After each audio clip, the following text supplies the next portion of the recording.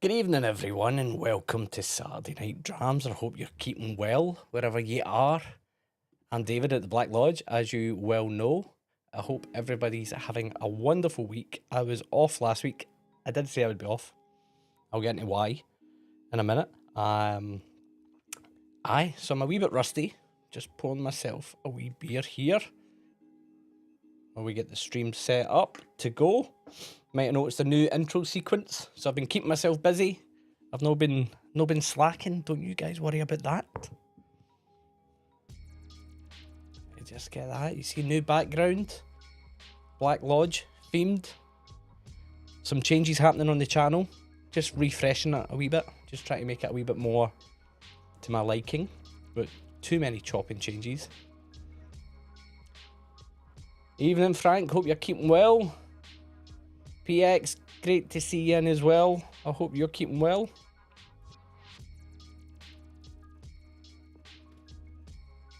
Happy Easter indeed. I know Easter kind of, it did sneak up on me a little bit this year. More so for the fact that being up in Scotland last week, I don't know why. I kind of forgot that Easter was this week. And so I'd booked time off to go up to Scotland and then came back and was like, made a terrible decision doing that. I could have saved some holiday days, but it was fantastic. It was really good. Great to have you in. What's in your glasses this evening? We've got a few wee bits I'm going to try out tonight. A few wee changes. A wee sneak peek at that. There. See, I've got another camera set up. So it's all going on. What it does mean is I don't have my notes because I'm using my phone as that other camera. But I should remember most of what we're going to talk about tonight. It's a freewheeling Saturday Night Drams this evening. There's no set agenda as such. There's a little bit of a theme, tiny bit of a theme with the drams I'm having. I've got a couple of bourbon casks in there and stuff like that, but nothing too mental in that respect. So by all means, guys, do let me know what yous are having. Just got to get these bits moving. In the glass tonight, as well as the drams, as you know, I always try and go for the beer that's from a place. So I was setting up, I went for the old Kronbacher Pils, bit of Germany's finest, and then I decided when I was in the shop, you know what, I'm going to go and get myself a wee Guinness. I was at my in-laws today for the little ones doing a wee Easter egg hunt today, and my father-in-law was on the Guinness, and I should have, but I'd already had a beer, and I just felt I don't want to mix and match, but you know, tough world. Patrick, great to have you in. Great to see you. What I'm going to do, I need to do this live. I'm going to edit this a wee bit. I'm going to edit the text. Let's see how this goes, right? Let's see if I change how's it looking on there? It's black, bit see-through. Shall we see if we can make it a wee bit more bold? Boom, do that. Save. There we go. Get you bold. What else have we got going on, Pat? Frank's got the Glen Murray, SMWS Glen Murray in the glass. Great choice. I was thinking about doing a couple of SMSW bottles tonight, but I don't have much water down with me, and they're all super punchy, and I don't know if I can handle that because I'm up early in the morning for Easter to go and see my brother and my niece. So I can't, if I go too hardcore on it, but then I look at what I've picked, and it's all over the place. Patrick's on the Ardner 10 in the glass. Is that I don't want to say the standard Ardner 10 release that came out, but that one, because I think we've talked about that before. I've got the Adelphi 10 back there. I need an excuse to get opened. Frank, I agree. Bourbon casks do wonderful things to whiskey. It's mad, isn't it? It's mad when you think about the fact that that bourbon cask thing just came about serendipitously of, oh, you're not using them? we'll take them. Same with the sherry, but the sherry was already there. I don't know. Does anybody know where that bourbon cask connection came from? Because the sherry I can understand from the greengrocer point of view of they were selling sherry, they had casks of it left, like empty, they fling the whiskey in it and blend it, but I'd be really intrigued to know. I should really look that up. Balvenie handful, fantastic, 61% of easing in, so I'm going to ease in with something a little bit softer. I'm going to we're going to start with the first one, which is going to be, as you can see, look at this, live guys, the power of technology. We have the Springbank 10 this evening. I'm then going to move on to the Talisker, which is the Distiller's Edition, which was the Amoroso cask. And that's at like 40, I think that's 46%, give or take. I've then got this Loch Lomond that I picked up a while ago from the Whiskey Exchange, and I believe it's Chardonnay yeast. So I've got that because I want an excuse to open that, and that's at 57.1%, so 100 proof. Then I'm going to go back and revisit this single cask, Whiskey Bars of Scotland, which never did well in March Dram Madness. But I've had it before and I enjoyed it, so I want to get a wee bit more into that. And then I figured round it off with absolute cracker, the Tropical Refill, the Distillery Edition number 7 from Loch Lomond. So aye, that's my dram selection for this evening. Let me come back here. See, it's all happening. It's all happening. I've been busy. Thrown back at, yeah, brilliant. It was the other week. I was having a drink and it was it was sunny. I wasn't even having a drink, sorry, I was walking to work and it was sunny, blue skies and whatever. Crisp, it just felt lovely and springy and summery, and it just made me think of Munich when I was in Munich in the summer, and just the vibes of the Euros and all the Pilsners and brilliant. The Germans know how to do it when it comes to that beer culture. Evening, Tim. Brilliant to have you in. Delighted that you caught the live show. Please feel free to watch the catch up as well. Crank my numbers up. Get those numbers up. Which is actually like, I managed to hit a milestone finally. And you guys that tune in regularly, and anybody that's listening on catch up or watching on catch up, when you hit, it used to be you would get 1,000 subscribers on YouTube and then you would monetize. You would have the options open to do what you want. Now, I pay for YouTube Premium, so I never really see ads, and I forget that a lot of people don't pay for YouTube Premium, so they see a lot of ads and a lot of content. But if you see ads in my content, I don't get a penny for that. I don't see anything. I have no option to turn them off. I have nothing like that. And the reason is because they then set in place these rules, which I think people that previously had it were grandfathered in, so they were fine. But for any YouTuber starting now, to be monetized, excuse me, to be monetized, you have to kick in the first tier of monetization, so to speak. You need to get your 1,000 subscribers, but you need 3,000 concurrent watch hours in a year. And with the way my schedule was going and stuff, I got close a couple of times and then my content fell off. I just never put anything out. And then after those 365 days, bear in mind a lot of these videos get the first burst of content within the first 5 days, the watches. Exactly a year later, those hours drop off.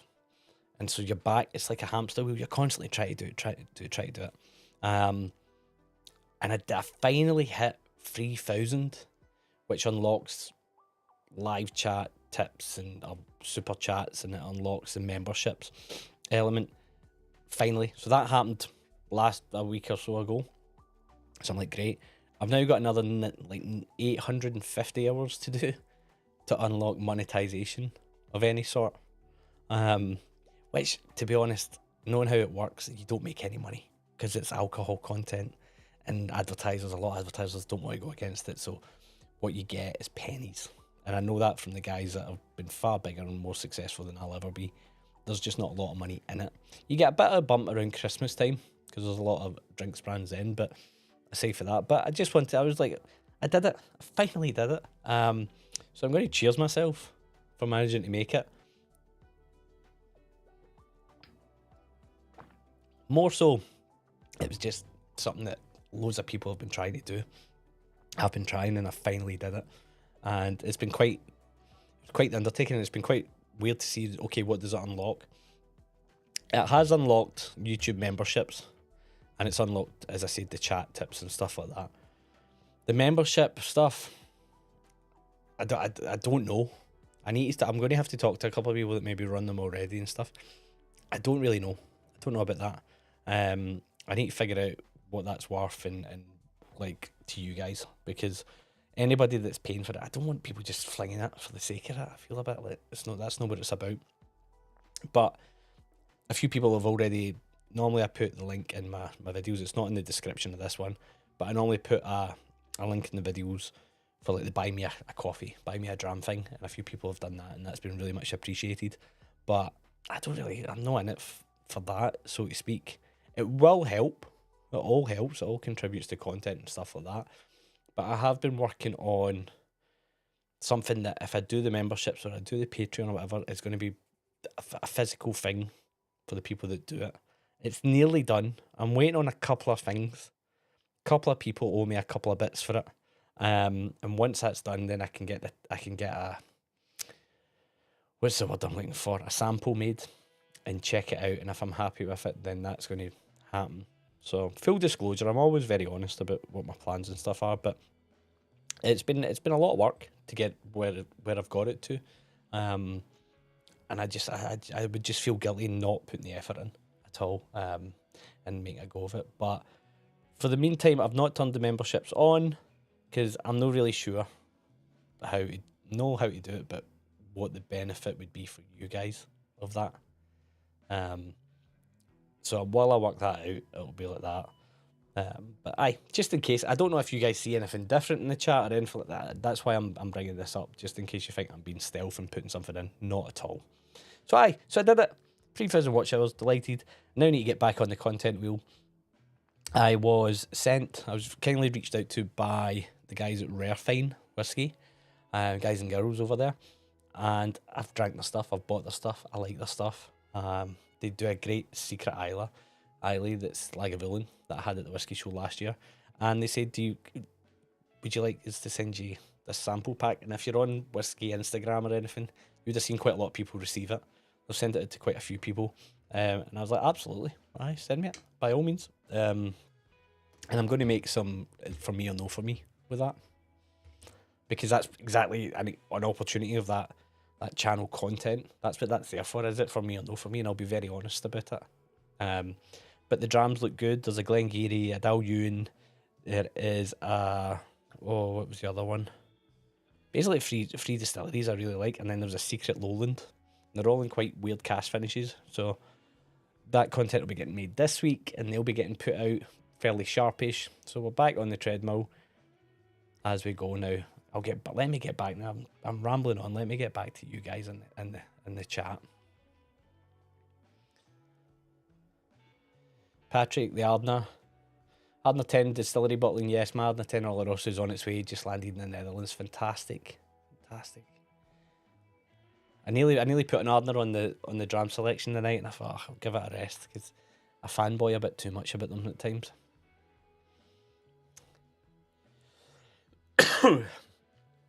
Yeah, because I think the bourbon cask is maybe to do with the rules for the US. They have to get new oak barrels, surely in excess available. Yeah, absolutely. But I just wonder where that connection was first. Who was a bright spark that went, oh, we'll take them?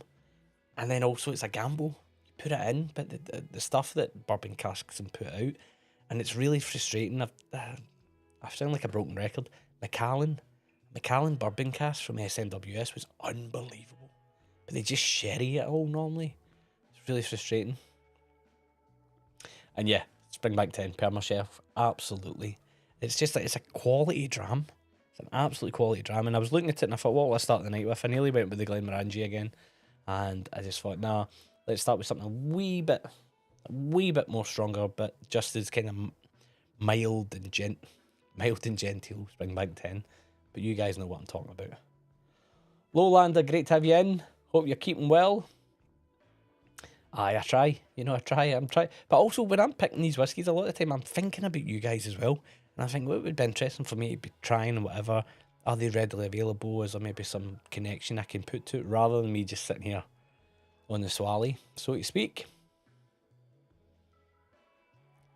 Tim, having a dram of an old version of GM Connoisseur's Choice Old Pulteney 12s. Picked up Milton last year. Beautiful bourbon cast notes. Great dram, yeah. There's... I think this year, for me, and I wonder, the more I do these and hear from you guys, I think a lot of us are exploring. I wouldn't say paths less walked, but I think we're finding more joy in kind of going back a wee bit. I know we've had the Signatories 100s and stuff, and they're exciting and they're cheap and it's great, but like an old Pulteney 12 from Gordon MacPhail, like brilliant. Do let me know, guys, in the chat if that's the case. If you're looking at stuff that's a wee bit older, like I've got that Loch Lomond there. That's not a new bottle. It's the old branding and everything. So I'm quite excited to see how that bourbon. And it is. I've just clocked it there. It's definitely first fill bourbon barrel as well. And it's the Chardonnay yeast. So I'm expecting big fruity blast. Peterhead Frank's coming in addition to PX. As far as I know, rules after Prohibition, some handy tradesmen. The rest is history. Aye, brilliant. Hi, I'm Mike, heading to the UK tomorrow. Is that, Mike, remind me, is that the Dornoch trip? Am I getting mixed up? You'll need to forgive me. I need to start taking wee notes. Thanks, Frank. Really appreciate it. You're part of the reason. I know you watch all my stuff, and I'm so appreciative of it in the comments.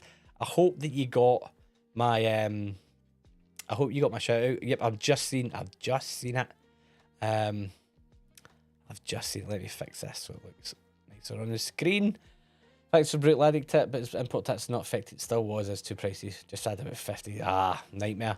For anybody that didn't know, in the whiskey community this morning, it kind of went round everywhere.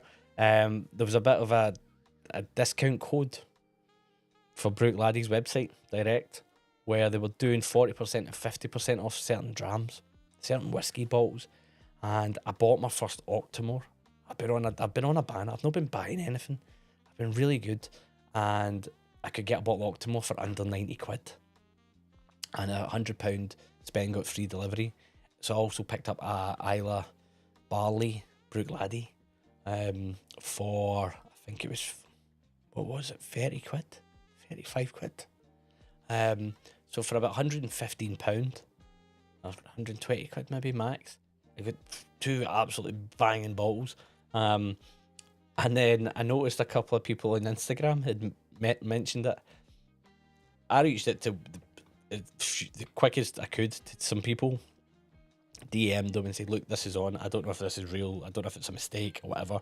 And then it got pulled. And then I saw in a whiskey group that it was meant to be for friends and family of the distillery. We're all friends of the distillery. That's the way I'm looking at it. So, you know, you got to take it when it comes up, something like that. Codger, fantastic to have you in. Hope you're keeping well, mate. Hope you're doing well. Lowlander, good, perfect. Right onto this topic. Whiskey Fringe came and went. Tickets, as per usual, completely sold out. It wasn't on my list for this year, having done it last year. It's a great day. It's fantastic, and especially over your neck of the woods. If you're over East Coast Way or Central Belt or anything like that, I can't justify it. I've got a close friend of mine who's coming over from the US. It's like 90% confirmed they'll be over last week of August. And we're going to do a bit of a road trip, I think, a bit of a whiskey road trip from here right up. But more details on that when it comes, because I'm going to try and do some like meetups and drinks and stuff on the route. And then we also I'm away on holiday the end of September. So I'm trying to I need to pick and choose my things, but it'll be great. Do let us know, guys, and if you're going or not, because it's a fantastic day out. Codger's on the filibuster single cast tonight. What's that, Codger? You need to excuse my ignorance. I'm not too sure what that is. GM Connoisseur Choice bottles, 10-15 cheapest chips. I remember getting a Drama Rose. Oh, a Drama Rose Bank for £4. Oh, you miss those prices, God. Could you imagine?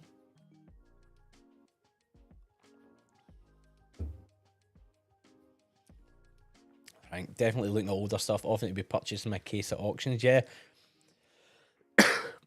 it seems to be. I've not looked at an auction for a while. As I said, my buying's kind of scaled right back at the moment, and I don't know how much value there is at the moment, because I think a lot of us, and by us I mean the enthusiasts and the connoisseurs and the geeks and whatever you want to call us, are looking for that. We're looking for something to kind of take us a different direction, and I think it's so interesting. We mentioned the other week the AD Rattray stuff, independent bottlers, and I think people are starting to explore a bit more of this and a bit more of that. I've seen some new independent bottlers pop up. A wee bit worried for them, because they would have probably bought their casks at the peak. But cask prices are dropping down again as well. I've seen some amazing deals on Whiskey Broker. Like, you can buy by the litre, just show up your own cask.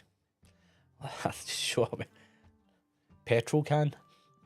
So there's hope there, but at the same time, that older stuff and that more mature stuff, I've got some bottles, and it's a video I really want to make. I just don't know. I'm not sure where it fits, but the old Johnny Walkers I've got, like the old blends, and I think I've got a couple of mates that are buying a lot of old blends and buying a lot of older bottles, even just standard ones, to try and see. It's mad the way that the way we try and educate ourselves on certain things in our palate, and that changed, that difference and stuff. Oh, look at that, Mike. See, London for a few days, up north, Speyside Brother a week after next. Mike, reach out to me on Instagram. Do let me know when you're in London. So if you're coming over, and you'll be here in the next couple of days, give me a shout. I'm in London. I'm not too far from the centre, so I can definitely get in and get a dram with you. That would be fantastic. Obviously, if you don't want to meet a guy off the internet, I 100% understand. 100%. Yeah. Honestly, you can't beat it. Like, it's a 14.1. They had the one they had was Black Art, the Brute Laddie Black Art, normally 370, and it was like 270 or something like that. That's a bottle on my wish list. That's on like my bucket list bottle, because A, I'm never going to buy it, never buying that bottle. B, the bottle looks cool as hell, and C, I just trust it. I assume it's going to be really good. And at that price, I was like, but they've yanked a code, as you can imagine, because I think it must have done the rounds. It must have been getting rinsed.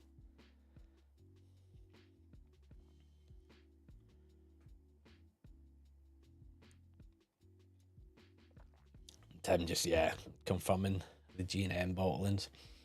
Klein Leash bottles, like old Klein Leash, old Bal Blair. Fantastic. Oh, here we go, hang on. That's because I'm on. What's going on here? Look at this. Discos. How did that happen? What's going on? Why have I went a squint now, guys? Look at this. Let me fix that. God almighty. I don't even know how that happened. How have I went? Oh, nearly fixed it.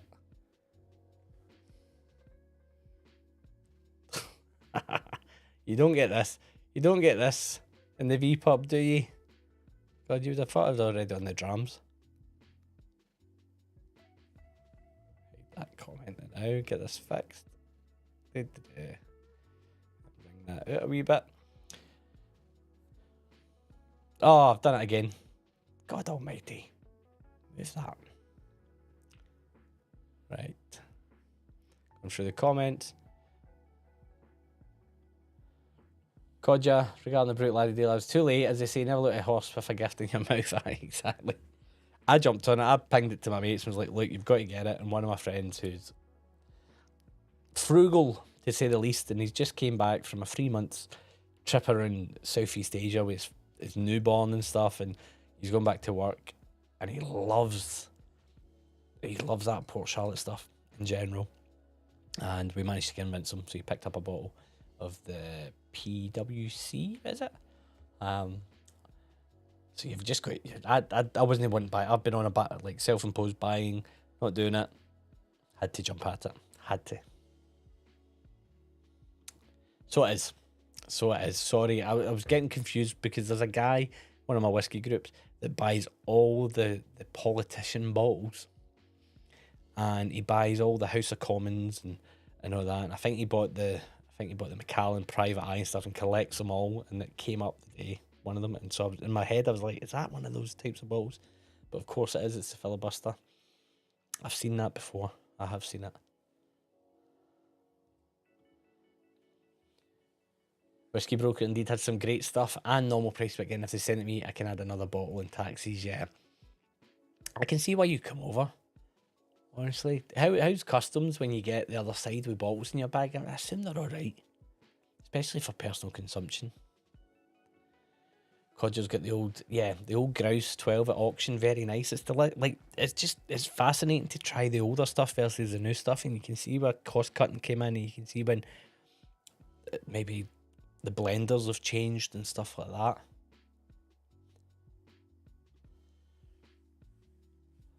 Mike's saying he's not going to get to many distilleries, but he's getting to Blair Attleborough, Clyneleash, Ben Nevis, tasting at G&M and Elgin. I'd say that's a fair enough. Fair enough.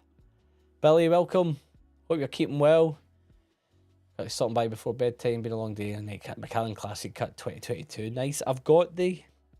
I think I have that Classic Cut 2022. I actually think I do. I bought it because I got married that year. I think it's in the house. Tommy, Whiskey Brokers, just released 32-year-old Glenmorangie, 150 quid. See if stuff like that. They did that Aaron 25 for 80 quid as well. Just unbelievable. Unbelievable.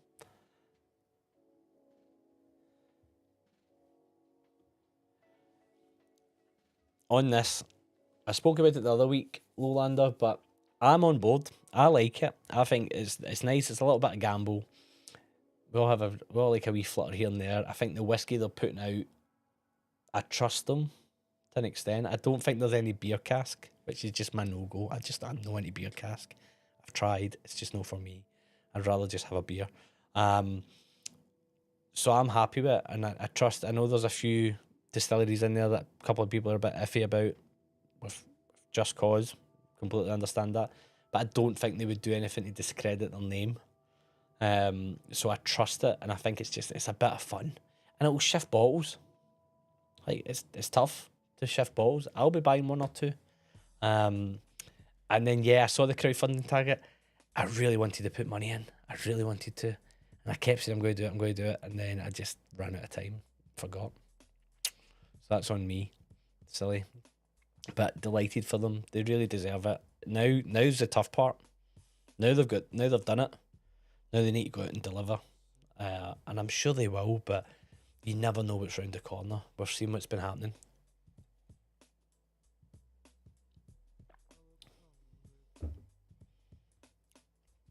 No problems at all, Mike. Completely understand. Don't worry about that. It was more just in case you were kicking about and you were having a drama in Soho or something. I would have came and said hello. Frank's on the Glen Lossy SMWS now. I need to get pouring a dram. Let me do this. Hide that comment. Boom. Let's do this. And I'm not going to pour it in the actual dram glass there, because that would be sensible. I've got one on the table. That'll work. Healthy pour.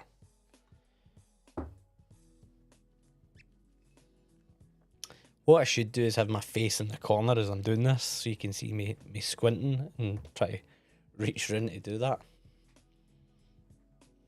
Cheers, guys. It's just a delight on the nose, isn't it? So you're getting right into that.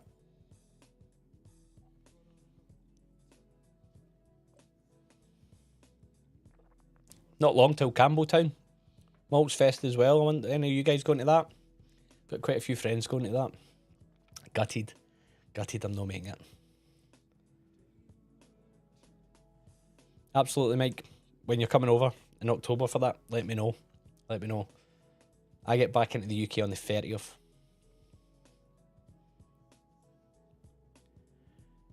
Tim, poor Tim, so much done at live. Got to go now. He's up at 5 tomorrow, so if you can catch up, get your figures up, David. Cheers, all.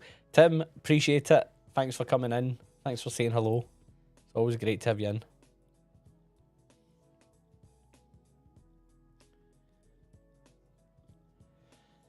LWS tickets sorted already. Are you London Whiskey Show? No, I've not, and I think I've left it too late to get what I need.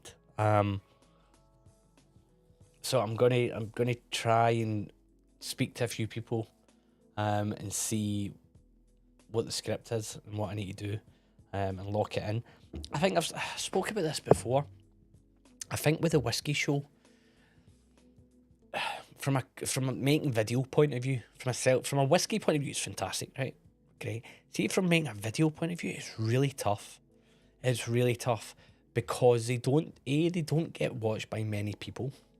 That's not a reason to do it or not, but I've put some time and effort into some of these Whiskey Show videos, and I've it's a chunk of the day spent filming that I could just be spent enjoying myself. So I wanted to do maybe like I wanted the 3-day ticket, or even the 2-day ticket. And what ideally I wanted was, I was wanting to see if I could maybe wangle a press pass, a ticket for a day. I'd pay for 1 day and see if I could get a press for the next. And then I wouldn't have the guilt of setting up the camera and talking and interviewing and doing all that, because then I'm like, in the back of my mind, I'm going, I'm not missing an opportunity elsewhere. From a normal point of view, if you've never been, go. It's brilliant. It's massive. It can be overwhelming, but the breadth of choice, the under-the-counter drams, they do the Dream Dram tokens.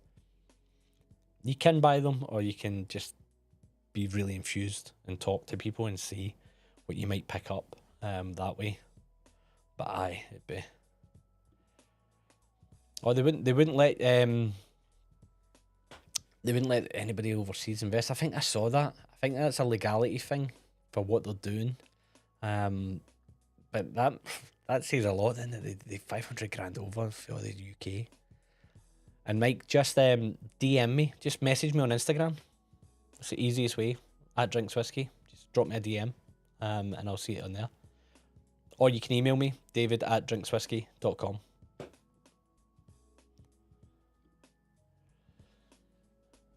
When I take bottles back with me, I'm allowed 1 litre above that. Taxes are added. Say I kept quiet. Yeah, that's mad, because I know that when Americans go back, a lot of them have said, I declare it, and the customs guy just go. I've not known many people that come the other way into the UK with whiskey, like from America or that.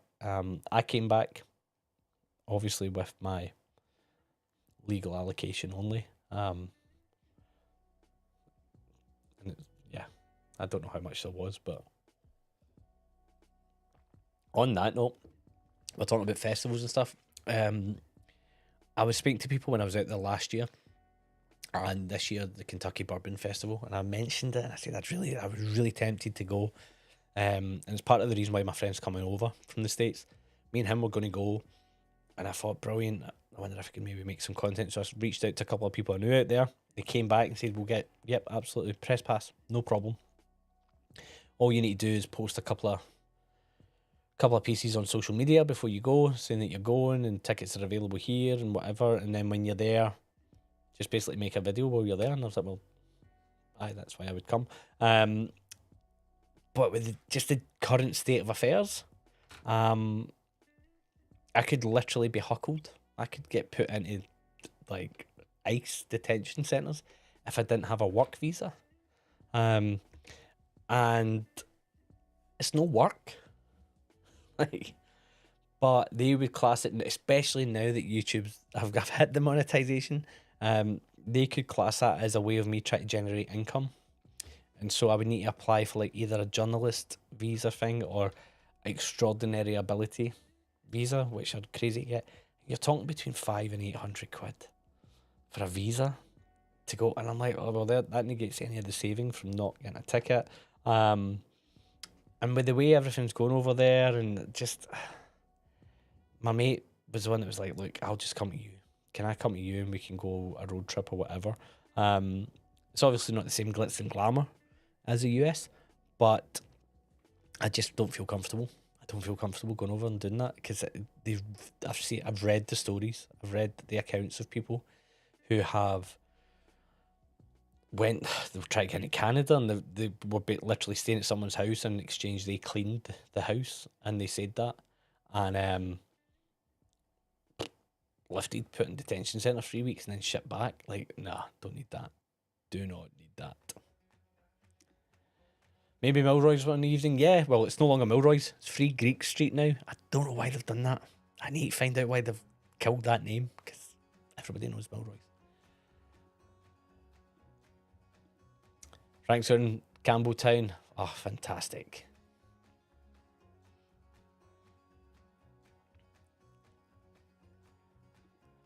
Codger, Somerton and St Albans in May. When is that, Codger?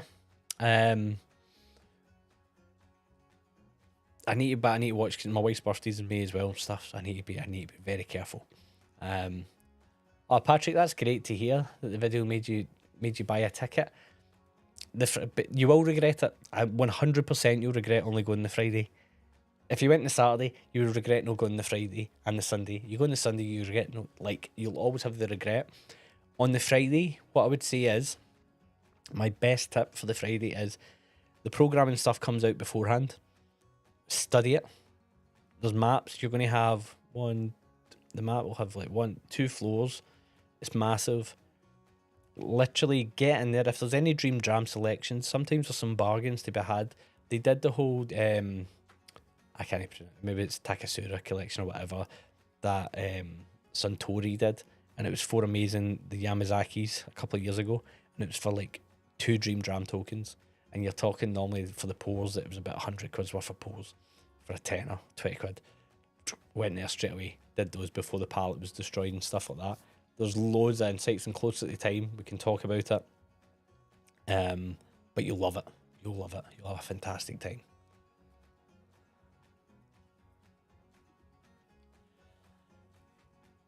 If you had no tickets or whatsoever, just go in and we'll see.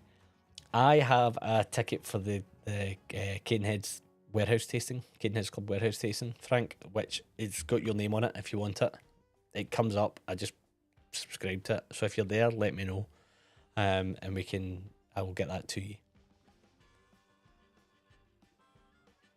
Evening, Chris. Welcome in. Glad you're catching us live. Thank you. You've got Royal Brackler 12 tonight. Sherry and more sherry, still good. Have a visit to London. Would you recommend a visit to the Whisky Exchange? Absolutely. I would recommend a visit to all 3 of them, to be fair. They're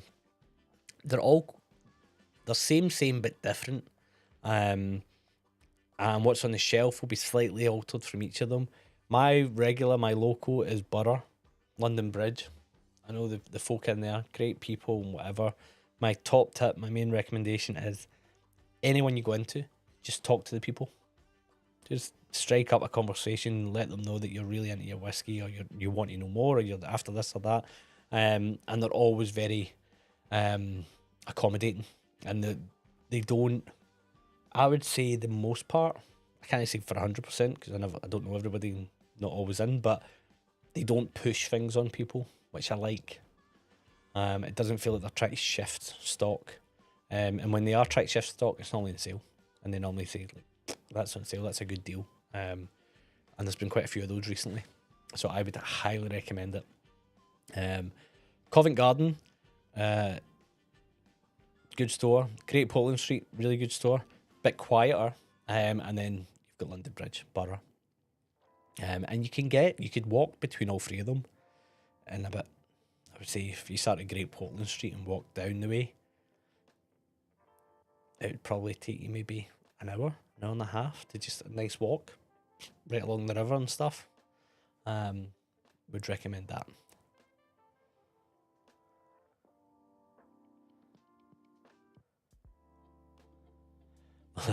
On a positive note, you can be broadcast live from El Salvador.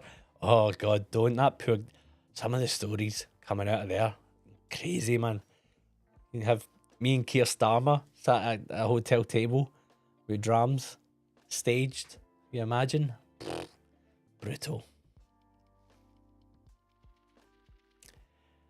17th of May, nah, I've no chance. No chance. That weekend will be taking up birthday celebrations. I knew there was a reason, because I knew that date.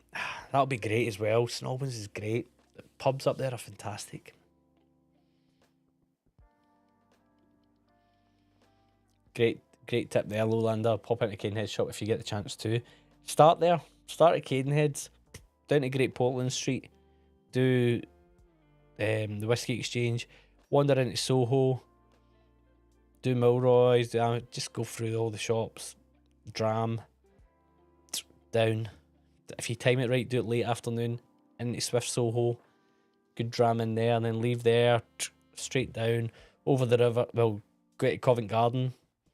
Then Covent Garden. Whisky Exchange. Then down across Borough Market. And then into...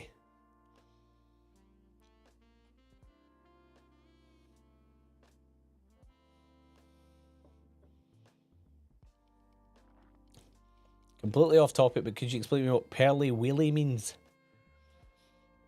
Do you mean Peely Wally? Because Pearly Wheelie, I'm no sure. I'm no sure what you're meaning. If you mean Peely Wally, I can help. But... see, that's the good thing about a Springbank 10. A Springbank 10 you can just drink, chat, no pay attention to it, really enjoy it, and then you can stop, and jump right back in that glass, and it's just...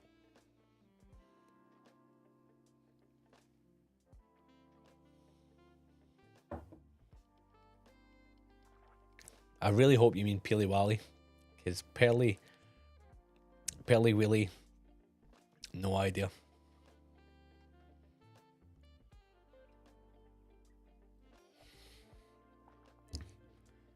Peely Wally just means very pale. Very pale. If you're looking at, if you could say he's off a Peely Wally, and I would just know that it means he's very, very white skinned, very, could be ill. Looking a bit Peely Wally because the colours drain from your face. And so you could be whiting, so you could be Peely Wally. You could just be very pale on your holidays. Take your top off and look Peely Wally because you've not seen the sun for a long time. So I would say it's those two. And we've got Lowlands saying as well, it means feeling a bit rough. You can be feeling Peely Wally as well. So there's a few. For me, Peely Wally instantly just calls to mind very pale skin, ill health, whiting, or just like when somebody goes on holiday, traditionally Scottish, goes on holiday, goes to Spain or somewhere, takes their top off and they're like milk bottles, like a milk bottle, just pale or translucent, very Peely Wally. The other one that's not the same, but it is Hee Haw. Hee Haw is one of my, like, I came up to Scotland, must have been about 6-7 years ago, maybe a wee bit longer than that, and Tennent's had brought out non-alcoholic beer and they were calling it Hee Haw, and I thought that was genius, because Hee Haw means nothing. That's literally what it means, nothing. Like, what did they give you for that? Hee Haw, nothing. And I don't know where it comes from, but it's something my dad said, my uncles, and like older guys, like Hee Haw McGraw is another one they would use, and they brought that Tennent's beer and then they changed it, they get rid of it, and I thought, oh, for God's sake, that was perfect. But then I could understand why a lot of people wouldn't know what Hee Haw means. More than welcome, Codger, more than welcome. Chris, honestly, the Covent Garden one is the one I started going to, because it used to be around the corner from my work, my office.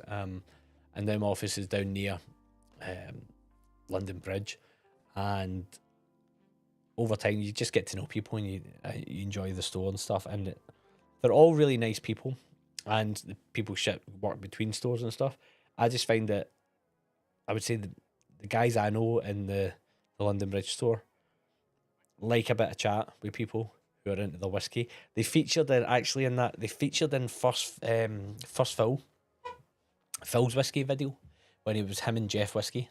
They went in to basically my local store, and that's exactly what they got. They started chatting, and there's tons of chat about it and the bottles and stuff, and they got to try the Redbreast, the 27-year-old Redbreast, which I'd tried as well, but I tried it just after they'd opened it, not long. And it was alright, but I knew it needed a bit of time, and they got it a bit later and loved it. So that, to me, that sums up the character of that store. And that's not me. The other stores are good as well.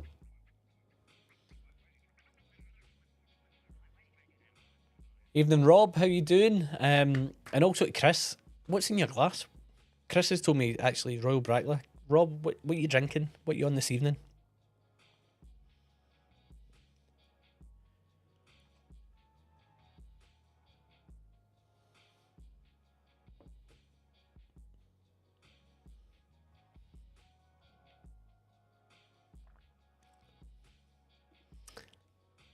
Peter, I think you're hi-ho. I'm saying hee-haw. And it's spelled Heehaw. Hee-haw.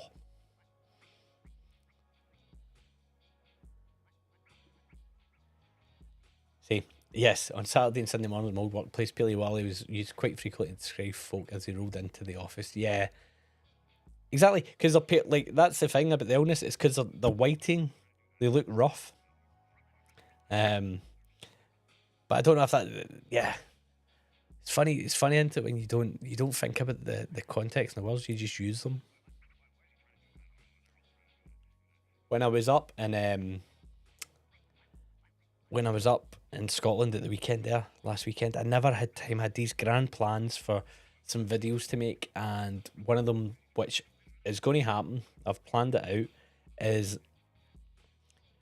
we all know the whiskey bars in Glasgow, right? The majority of us who are in the chat, and I would say probably people catching up, and if not, and you've watched other whiskey content, there's a few notable ones. There's the Pot Still, there's the Bon Accord.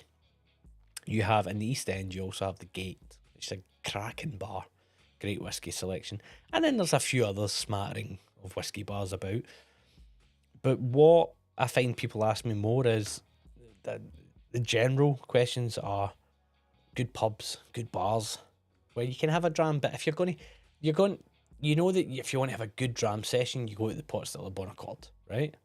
Or the Piper, which I've not been in, so I can't comment on that. But we know that. It's more like if you're having a day out and you want to do a few pubs before you get in the drams, where's good to go? So my plan is to do a video about that. And encompass drams in the run, but with a bit more of a broader reach. And I never had any time when I was up there, because I was with my family. I've seen family. I can't even really abandon them and go, I'm going drinking. But I was actually going to see my dad on Saturday night, and after I saw him, I was leaving to go and get the train back, and I thought, actually, I'm going to pop up the Pot Still. Popped up to the Pot Still, and had a couple of drams, couple of half pints, couple of drams, and I had the new North Star release of Ardnamurchan. Really nice, really enjoyed that. At this stage, I knew I would. It was peated, it was good.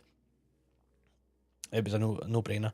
And then I had a signatory vintage Dal Ewan, which I think was 17 years old.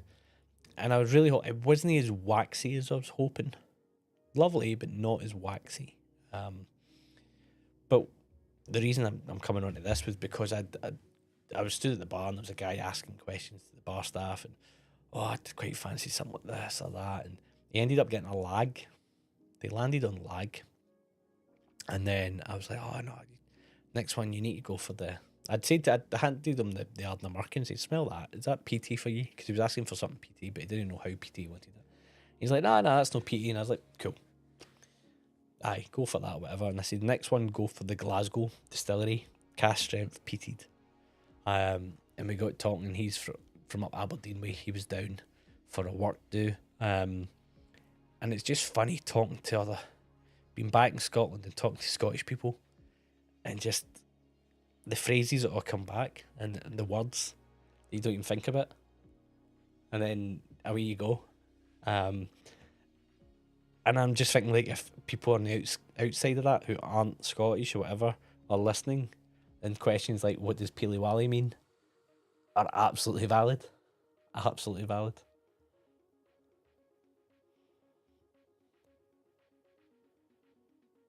Codger's Peely Wally quite often.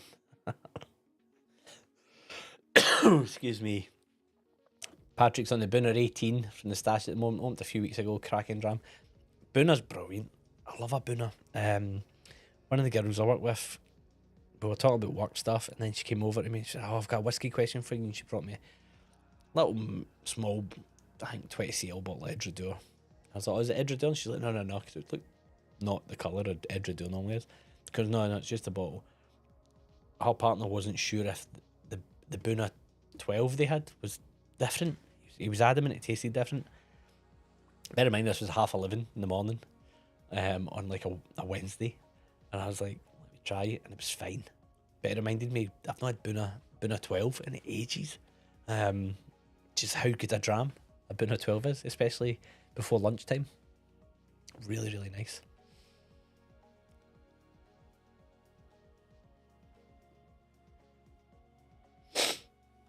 Oh, got a wee bit of luck noser. Hay fever here is mental. Tommy, thoughts on the Wireworks special waters release? For me, English distilleries should be doing stuff like this. It's exactly, I agree. That is exactly what English whiskey makers should be doing. That's why I was a wee bit kind of confused, and I went on my high horse about the SWA going after English distilleries and all that. As long as it says English whiskey on it, right? We know that it's going to be, they can play by different rules, and so they should absolutely be doing stuff that Scotch can't do. And I was going to say we, but Scotch whiskey can't do. But also, Wireworks stuff is shit hot. It's brilliant. Like, it's very rare to get a bad dram. They know what they're doing up there, and or down there or round there, wherever you're at. And it was on my list. We drove down from, and I was like, I wonder if we could maybe drive in or drive down on the way back, but I just couldn't do it. It's exactly what they should be doing. Take advantage of it. It's a differentiation. It allows you to go, okay, they're doing this stuff, I'm going to support them. Plus, as I said, it tastes good. Stuff's good. I'd like, it's just, we need more of that. And if anything, what that should do is it should hit. You don't want to mess with a winning formula, and I get why the SWA are like that, and they're quite strict on it. But they're limiting themselves a lot as well. Now, you have trends in any sort of kind of spirits and whiskey and whatever. And I know in the US, the bourbons were starting to get really sweet. They were pushing and pushing, loads of these sweet cask finishes and stuff like that. And then there was a bit of a pushback with that. We're seeing some Scotch which is allowed experiment, wine casks and whatever, and the tequila casks and beer casks and stuff like that. But I feel for the smaller ones that are trying to find something different to do, because there's no much room they can wiggle at all. Good choice. Good choice. It's a distillery I hate trying to pronounce, even though I think I know how it's pronounced. Is it Okroysk? I can never say it. I hate it. Yes, there are, Codger. There are. I could name a few, but I'm too kind, and it's easy to punch down.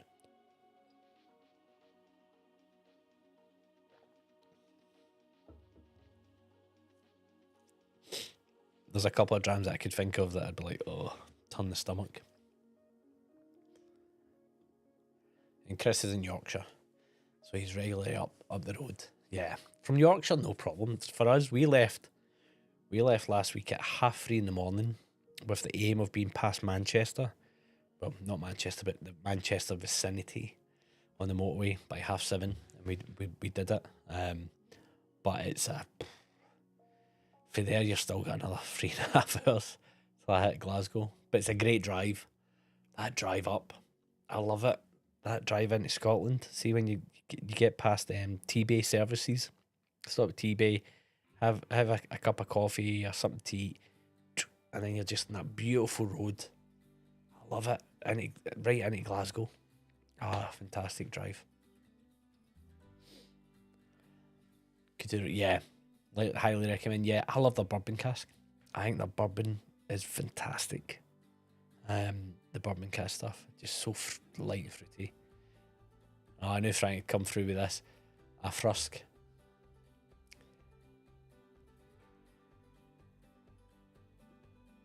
Amateur casual. I'll be getting into the video and catch up at work Tuesday. Just switch on to say hi or you're live and cheers to everyone who gets involved. English Whiskey Week next week. Fave English Drams. I think perfect. Amateur casual, you coming in and saying that. Literally just said the Wireworks. Wireworks stuff is fantastic. The Lakes were going through a good period and then got lost, I would say.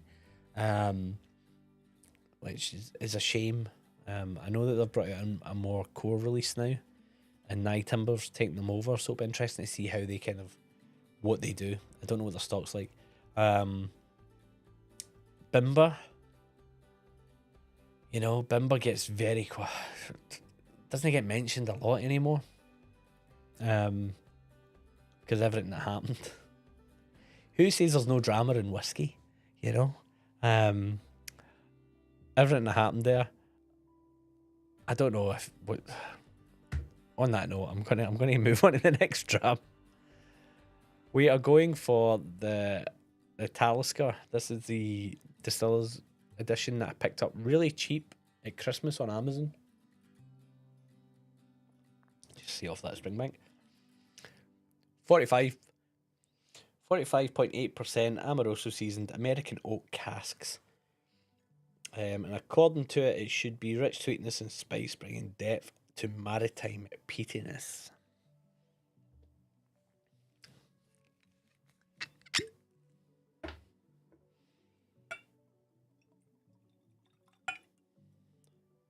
Now, when I opened this, and I think I did it for me or no for me, March Dram Madness has wrecked my brain in terms of me remembering what I've done and what I've not done. But I quite enjoyed it.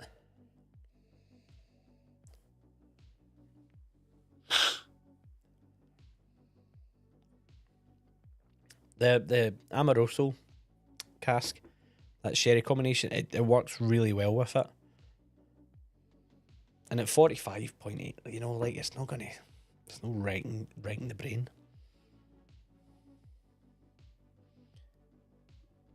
Rob, you can get that sorted. Let's get that fixed. I will say that the hype around it can be a bit much. There was a lot of hype around the recently released port cask, and I tried it, and it was good, but it never lived up to the hype, in my opinion. But again, it's palate. Everybody's different. So, but their stuff is very good, and when you get the time to speak with people who work there or rep them or do whatever, it's clear there's a passion.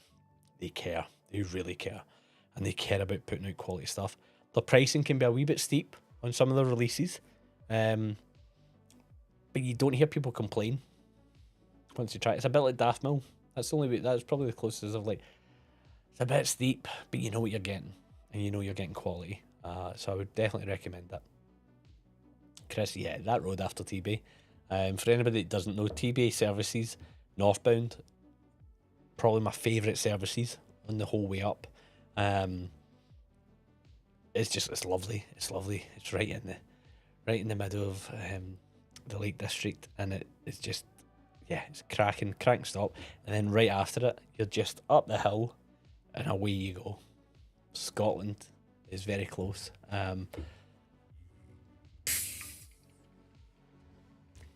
That's the Guinness. There you go, Codger. Can't recommend Wireworks enough. Everything. he's tried so far has been exceptional. Yeah, it's fantastic. It's absolutely fantastic. Lowlander as well. It's genuinely, you can. I know the guys did. Vin and Jeff did the English Whiskey Awards undertaking last year, which I think broke Jeff a little bit. Oh, lights off. More atmospheric for the pour. And it was a great job they guys did, and Wireworks cleaned up pretty much at it, and that was a vote amongst the English whiskey drinking community, so to speak, because it's really good. It was really good.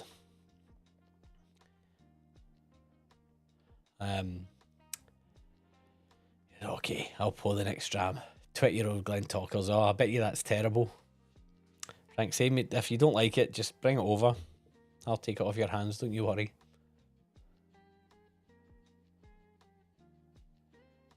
There you go. There's a slight delay between what I'm saying and what I'm reading as well, so it's nice to be backed up by stuff I'm saying as it comes up. I've got a bottle of the first release, the first ever release they have, and it's up in the study. And I could crack it open, but there's part of me that's just quite like having the first one. There was that period during lockdown, you remember? When all these distilleries were just all opening up and churning out stuff. Aberfalls. What happened to them? You know, and stuff like that. And I got that one. I think I got two. And I opened one, and then the other one went in the loft. And I found that in the loft. I've got a Springbank 10 up there that's still in the box. When Springbank 10s used to come in boxes, and stuff like that I'd put away. I don't know why we had an extension built and stuff, so I think I just flung stuff in boxes and flung it up.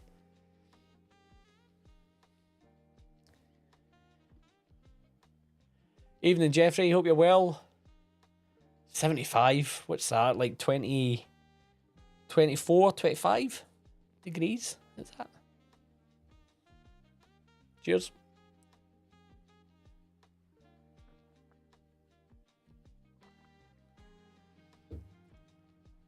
I really should, when people come in, I need to get used to pressing the button. Hi there. That's why they're there. I have all these buttons that do all these things, and I just never Hello. press them. Never press them.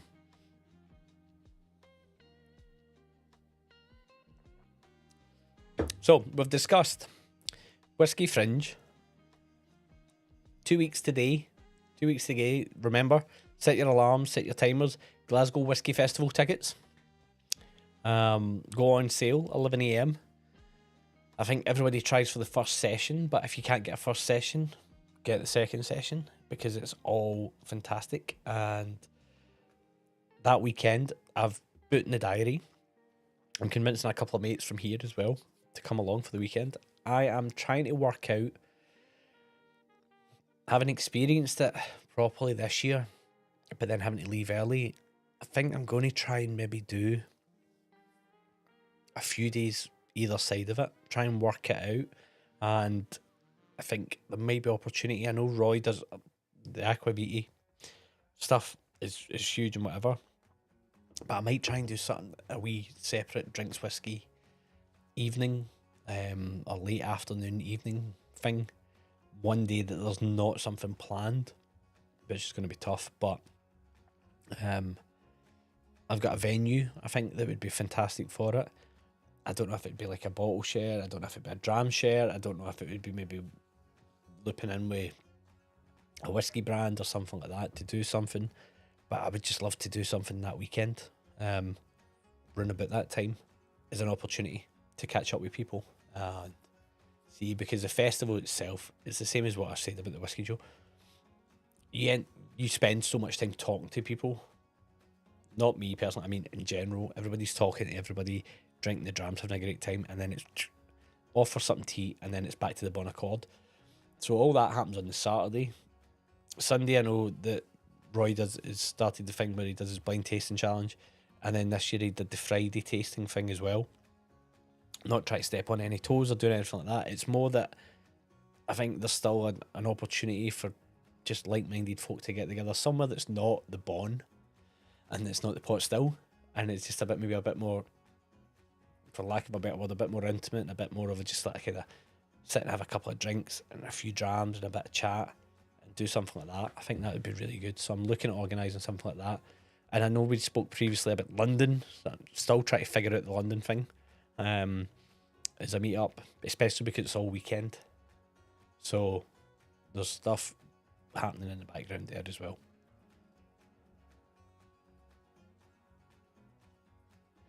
Good man, Chris. Good man. Getting about it. Whiskey Fringe was 60 this year. It was 50 last year, wasn't it? I don't know the price yet. I assume it's going to be about 45, 50. I think they were 45 last year. So it could be 50. I've not asked anybody or reached out to anybody about it yet. I've just seen the posts and stuff. And this year I'll remember to actually bring my ticket when I come up. Can't be dealing with that stress. Hamish, great to have you in. Countdown as well, but not in the A9. Oh, sorry, I'm looking at the wrong comment there. Just in after a long day in the A9, countdown's on for Limburg. When is Limburg? Is that next week? They're all starting to rack up. Like, one of the years, honestly, for somebody that was there the last time and couldn't go, and then I went last year, it's the most, I would say, I don't want to use the word friendliest, but if you watch the video I did about the whiskey shows, I tried to summarise it there about what it's like. It's just like a big, it's just a big meet up of everybody like this, and I think that's what's so nice about it. And I think I missed the independent one in Edinburgh, and that's what a lot of people said about that one as well. You're just amongst your own. You're amongst your own folk, and it's so nice to be in that situation. Amy's just saying he thinks it's 45 again. How many tickets are sold for the Glasgow Whisky Festival? Honestly, I don't know, Rob. I would hazard a guess based on being there. It's not a huge amount. Maybe. Some people in the chat might know more than me. Maybe 800 a session? If that.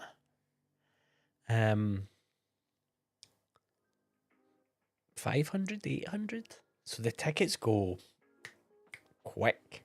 So you've got to be on it to get them. I think maybe 500 it might be. I'm just trying to think when we were in there. It was always busy, but it's not a big venue. Like in terms of where they lay it out. But it's great fun. It's 1,000. Sorry, corrected. Maybe it's just 1,000 per session. Aye, it would be. Because you're constantly moving. That was my only takeaway last year that was a negative, is I'm not the biggest fan of the venue. I would prefer it if it was more, it's just very long. So to get from like Glenallachie at one end to Glasgow at the other, it's a hell of a walk.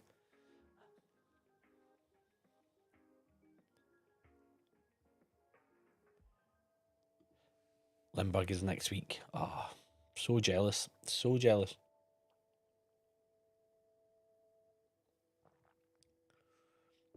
$82 last year. It must have been. It's mad. It's a big show. It's big, and I always feel like I'm downplaying it the way I talk about it. Not at all. It's more that the atmosphere is so different. There's one or two. You'll always get one or two that are there just to get pissed. I was stood at the Glenmurray table talking to them last year, and some guy just almost went through the table. You're going to get that anywhere, especially in Glasgow. Second session, I think that's why everybody tries to go to the first session, because the second session most people are in the pub before they go, but it's great fun. It's great. I remember last year, the one I was able to seek out some stuff that normally I wouldn't try or get the opportunity at shows. So like Clydeside, the new Clydeside stuff, really impressive. I've not watched all of Roy's V-pub the other night where he talks about Glasgow distilleries. So I don't know if he was talking about the quality jump there, but there's definitely been a decent shoot up. Oh, you'll need to excuse me, guys. Apologies. Let me just mute this.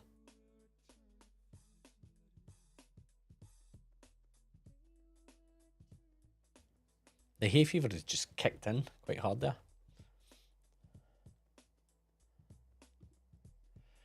Glasgow was great when he was at the Archies, RIP. But have you seen Slammer playing the Archies?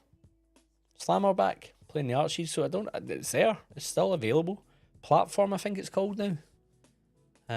Which would be perfect. Put it there. We can all stagger in. Have the money to buy a ticket, but we need to start swimming now. Get there on time. Start swimming then, Rob. Start swimming. Evening, Craig. Great to have you in. Hope you're keeping well.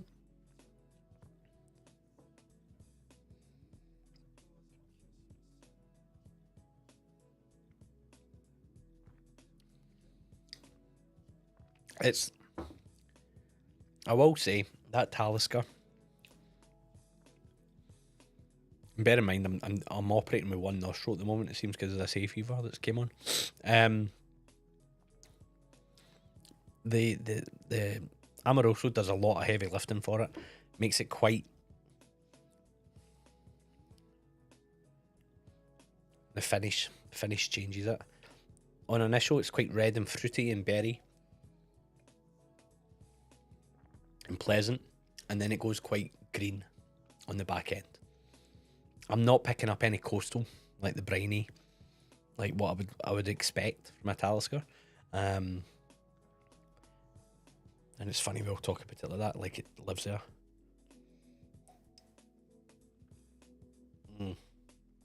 Just try to get rid of it now. I'll leave it. I'll go to another glass. It's called Platform. Yeah. Craig, good to have you in. You'll get to see the modern technology that's going on as we move on to the next dram. This is a fresh bottle pop. Look at that. Look at the age on this. Look at that. What's this branding all about? Let me have a look. Let me see.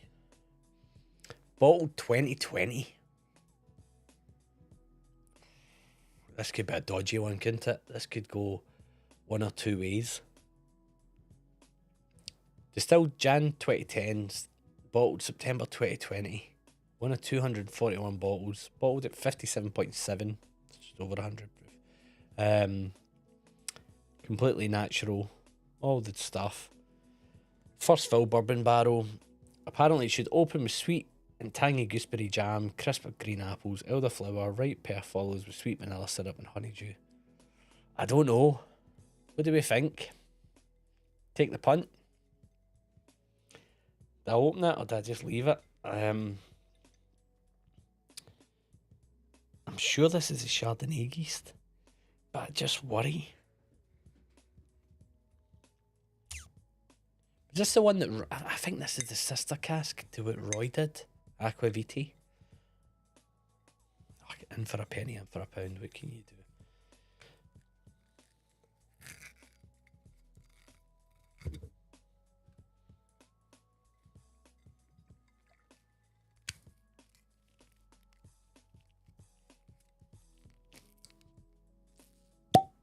Oh, there you go. There you go.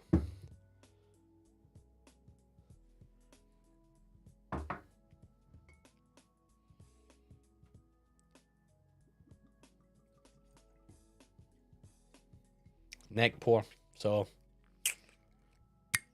let's see.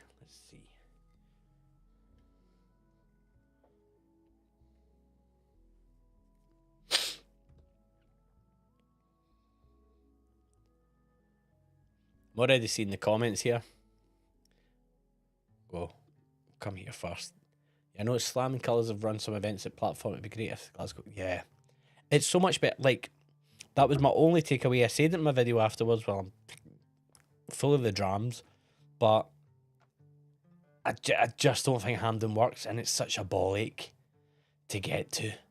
Like, selfish reasons, but just Hampden's no use for anybody. I get it though, because maybe it's a licensing thing. Maybe they want people away from the city centre with that much whiskey in them, because, you know, council's always panicking about everything. But if you're able, like, surely they could do a deal with that, and it'd be so much better. Even for the brands, they could set up, they get away earlier, they can. But look, the guys that organise it do a fantastic job, and I'm not criticising that at all. Right, and on a Murray McDavid Strathdown, how's that? Need to tell us about that, Craig.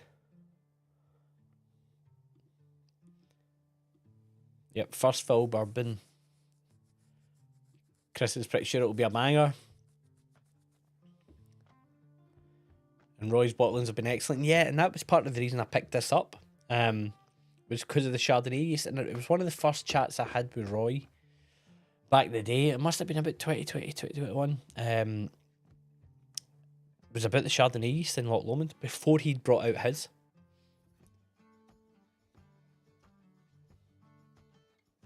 I'm not going to do this full justice because of this nose.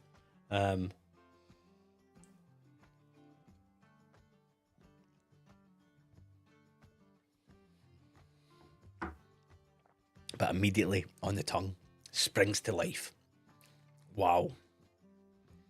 Wow. Brilliant. That just fizzed like... Oh, that's outstanding.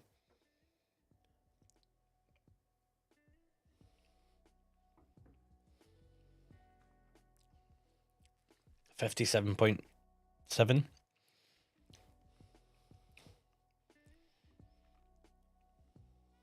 Probably picked the wrong glass to put it in, to be fair. Can't see it in, but...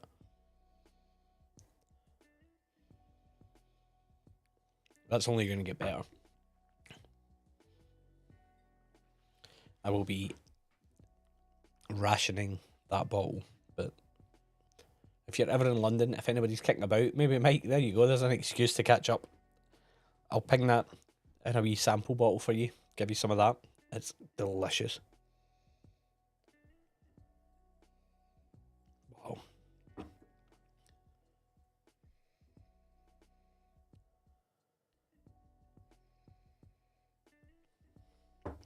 Night and day. Night and day. Craig, 44.50, 28.50 on offer, getting a hint of tinfoil from a packet of cigarettes in the import. Where's the link? Get that shared, Craig. Get that in. Spot killing an older version of Signature of Vintage Highland Park. Shared earlier, a couple of guys who outside the core Highland Parks. Their eyes have been opened. Hamish, you could share any. I would trust you to share anything, and everybody's eyes would be opened regardless. But yeah, weirdly, I was reading an article today because before I come on, I do a wee bit of research, just check the news and see what's been happening and stuff. And Glenn Turret's break-in and all that kind of. I was going to talk about that earlier, but what was interesting was the rebrand of Highland Park, which I like. I think the rebrand of Highland Park was necessary because I think they got a bit lost in the Viking. I think they went too far down this gimmick and no one really could understand what the hell the whiskey was at all anymore. They had all these names and variations and stuff like that, and it just got a bit lost. And I like how clean it looks. I do like it's the clear bottles away from the black bottles and bringing it to life and whatever. And then the new campaign they're doing is with people from the island and just like how they're not what you would expect them to be and blah blah blah blah. Fine, I love all that. Now just concentrate on what you're putting in the bottles now. If you could maybe just make it a bit more. I'm not a pure blood type person of like it needs to be perfect, it needs to be straight from the cask, but let's just tweak it a wee bit, make it a wee bit better. Because when Highland Park's good, it's very good. And I think so many people have just walked away from Highland Park. I think the signatory stuff, the recent signatory, not your older stuff, Hamish, but I think the newer stuff is like that signatory stuff is bringing people back in. I recommended it to my mate, the one I was talking about earlier, who's just came back from Japan, and I made him buy the Brook Laddie. He had a bottle waiting for him, and he messaged me first. He's like, "I just cracked this open. This is fantastic. Thank you for recommending it." And I was like, "Don't thank me. I'm just putting it your way."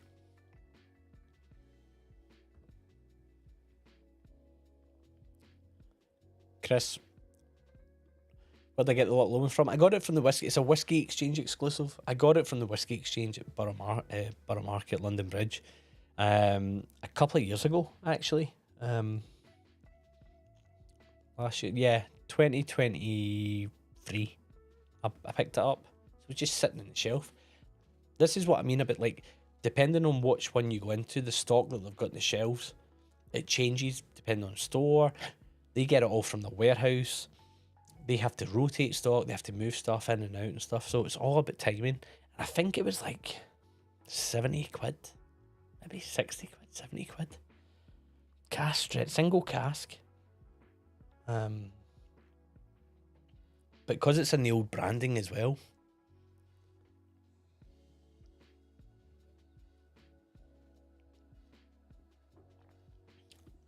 Kyle's in.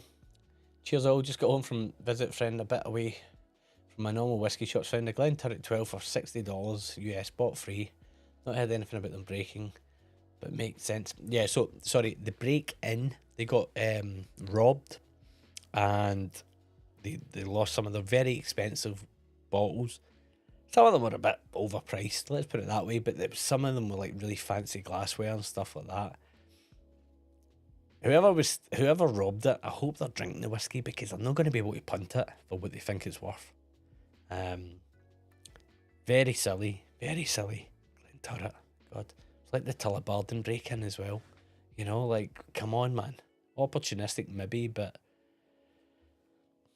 you'll be found out quite quickly. Try to shift that amount. No one's sending an individual bottle of Tullabarden to auction month upon month upon month. You know. Even Anthony, we've got quite a few people coming in already. Quite late on. Rob, yeah, of course. That's the thing. Independent bottle all day over it. It's an Edrington thing. That's all I can say. Edrington just don't put it. I don't know why they don't. But like, just put out even one. Just put out one bottle, one range or something that's out. Gets everybody excited. Evening, Glenn. Great to have you in. Fantastic. Never late. No one's ever late in.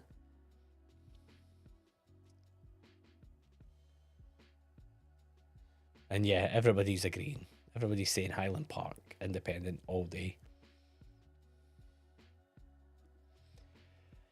If I remember correctly, Glenturret is miles away from any built-up areas. If you sound like they know where to go to get the bottles they want to swipe, absolutely. And it's one of those ones where you kind of inside job, or it's a local job of sorts. Maybe they're falling out. Like, you could speculate. It's all speculation. But they stole the bottles that looked expensive as well.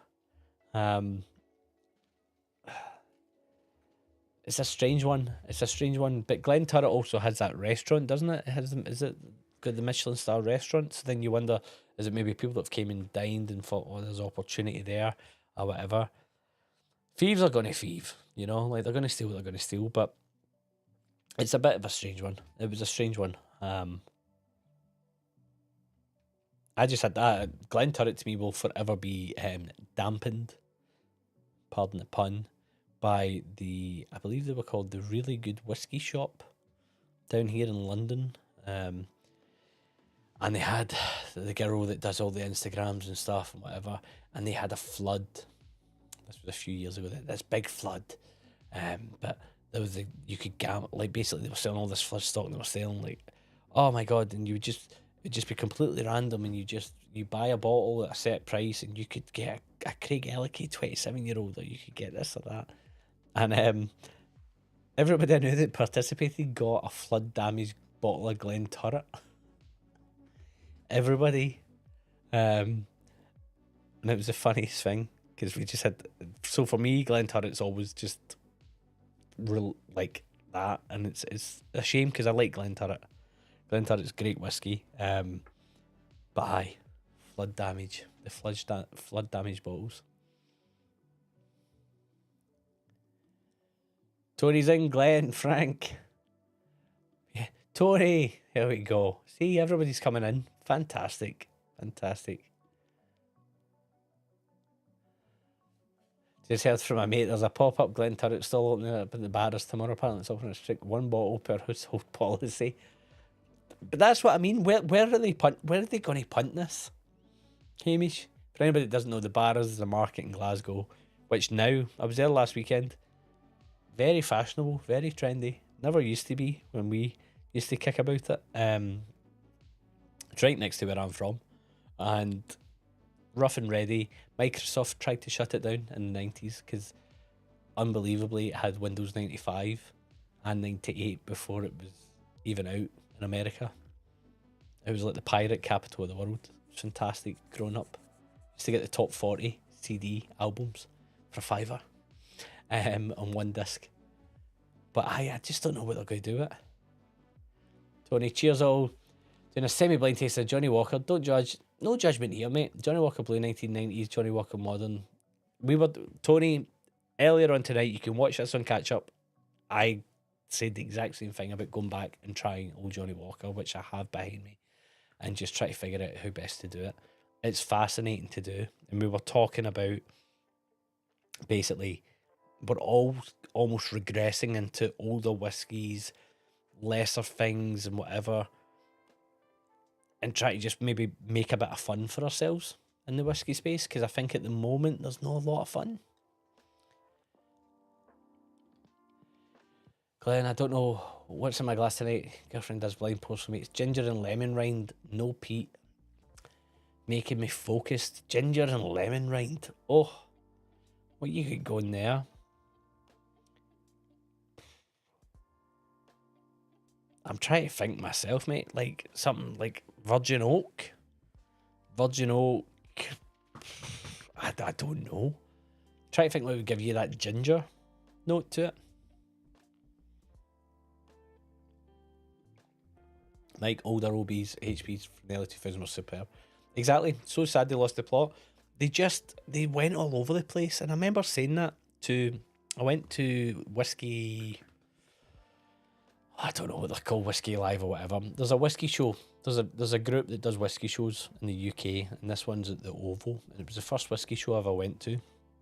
But I went back a few times, and the quality of distributors and exhibitors is kind of wavered a bit. But the last time I went, there was Edrington, but also Lafroig, because they were working together for some reason. And I had the Highland Park 18, and it was delicious. But it reminded me of like a chocolate tangerine. That's the only way I can describe it. You know, like a chocolate orange, but imagine it was a tangerine instead. And then I was like, how much is this going for? And it was like 120 quid. I was like, oh, nah, I'm okay. It was delicious, but just mental pricing. But Edrington's going to Edrington. So, Anthony, I got the Deanston Chronicles free this week and a Hinch Sauternes cask strength this week, both unopened as of yet. And what have you got in the glass this evening? Those sound... I've not had the Hinch. I've not had anything from Hinch. You need to let me know how that Hinch Sauternes cask goes down. But yeah, no judging, but my thoughts are with you, Tony. Craig's looking forward to Thompson Brothers mystery bottles. Yep, we mentioned that earlier as well. I think more power to them. Really exciting. Good fun. We need a bit of fun. Let's do it. And aye, from the Whiskey Lock. No, apparently their storage basement flooded. But the bottles were okay to drink and all that kind of stuff. And it was all just Glen Turret. Like standard OB, standard Glen Turret. Before Glen Turret got really good again. Oh, apologies, it's 2-star Michelin restaurant they have, not just the 1-star. Well, if it was 1-star, then I could imagine it was opportunistic fees, but 2 stars? Nah, not at all. And yes, they have. The hipsters have taken over the bars. Look, the bars was dying on its arse, and it needed something. So I'm delighted that they've came in, and did what they've had to do, and changed it up a bit. The bar, as I said, the bar scene on the front, the gate is a fantastic bar. Van Winkle's, good fun bar. You've got St Luke's round the corner, which used to be my primary school church, where we'd go for like Easter reception and stuff. That's now an amazing gig venue. You've got Bad, which is like the bar's art and design area in it. Look, as long as it keeps it going, keep it going. You still have there's still dodgy folk kicking about. There's people I used to go to school with, still kicking about selling tobacco and stuff. So it's changed enough, but no too much. Flooding at Buffalo Trace, how long before UK? I think we're fine. I think there's plenty, the output, I think it's tragic what happened over there with the flooding. So I'd mentioned a few weeks ago, Dave from Glens Creek had reached out about a Scotland trip, and I was going to send them the email, and I've been too much of a coward to send them the email because I was worried about the flood, because they were beside the river as well. And I've been trying to check online, there's not been many updates from it. So I got my fingers crossed. I'm going to email him on Monday, because now everything's subdued and that. His email probably would have been flooded, but pardon the pun, but it's just to see how he's doing. Hopefully the guys are okay. They'll be fine. The quantities that Buffalo Trace produce are vast. I know I was listening to the Bourbon Pursuit guys podcast, and they were talking about would the water, so the casks are watertight because there's liquid inside them. Would that affect the other way? And because the water would be unhygienic, would then therefore you can't sell what's in it? So it's an interesting one, but those pictures were heartbreaking. I sent it to John Paul that I went to Kentucky with, and he couldn't believe it. And when you're there, you drive into Buffalo Trace, you drive down, you come down into like almost like a valley of Buffalo Trace. You come down the hill. So they were done. It's happening more and more, you know. Wildfires in Scotland when I was there last week. Wildfires in Cumbernauld. It's not looking good. It's not looking good. And also, yes, this was on my list of notes. The Jack 10 drop. I didn't pick up a bottle. I kind of regret not picking up one. If you've not had Jack 10, if you've not had age statement Jack Daniels, it's the biggest shock. The 12, I had the 10, the 12 to 10 is great. The 12-year-old puts any BTAC on its arse. It's fantastic. And I know they've released this year in the States the 14. Jack Daniels whiskey, when it's proper Tennessee whiskey, is fantastic. Just old number 7 and stuff. The cheap stuff that we get is just... So if you got a bottle of Jack 10, please open it and drink it, because you will love it. And I saw the Stag drops. I've got a few bottles of Stag still. I'm not chasing them. I'm fine. I'm fine as it is. And if I had chased them, then I wouldn't have been able to buy the Octomore today. So it's kind of give or take both. Anthony's in an R10, and then he's sliding into a secret Speyside 14-year-old, which I assume is a Macallan for later. Brilliant. I let up some Brothers Mystery Bottle. You didn't know what you're drinking until you chose to scan the QR. Well, Glenn, have you seen what they're doing? Have you seen the actual premise? You do, that's what you open the cork, so the bottle's completely blacked out.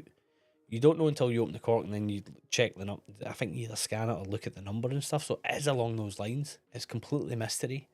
And some of the bottles are great. Like, some of them are really good. They did a video demonstrating it, and I was like, oh, please don't pull one of the smaller batch bottles. Could you imagine?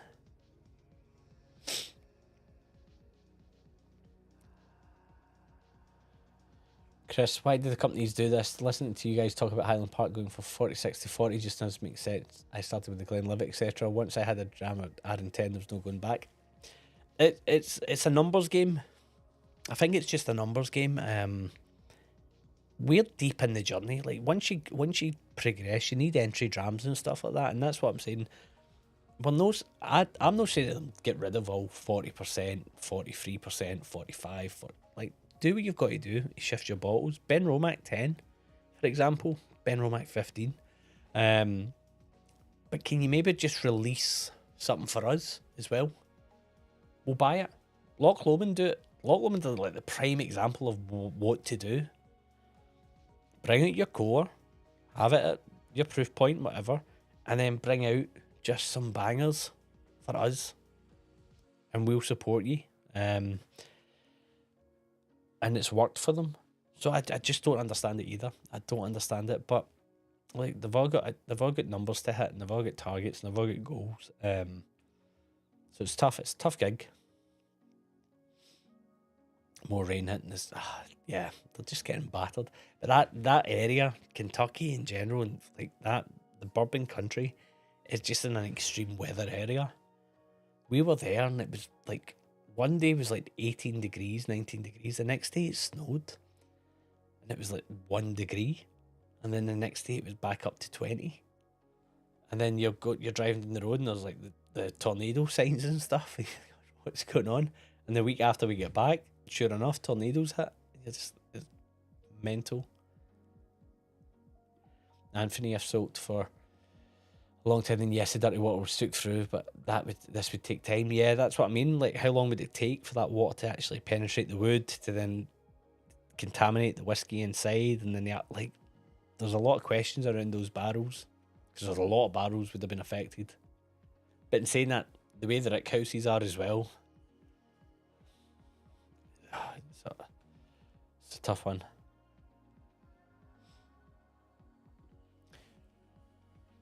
Craig, I drink Highland Park because it got me into whiskey, so I'll probably have more SMWS Highland Park and Signatory. Yeah, I think that's the problem.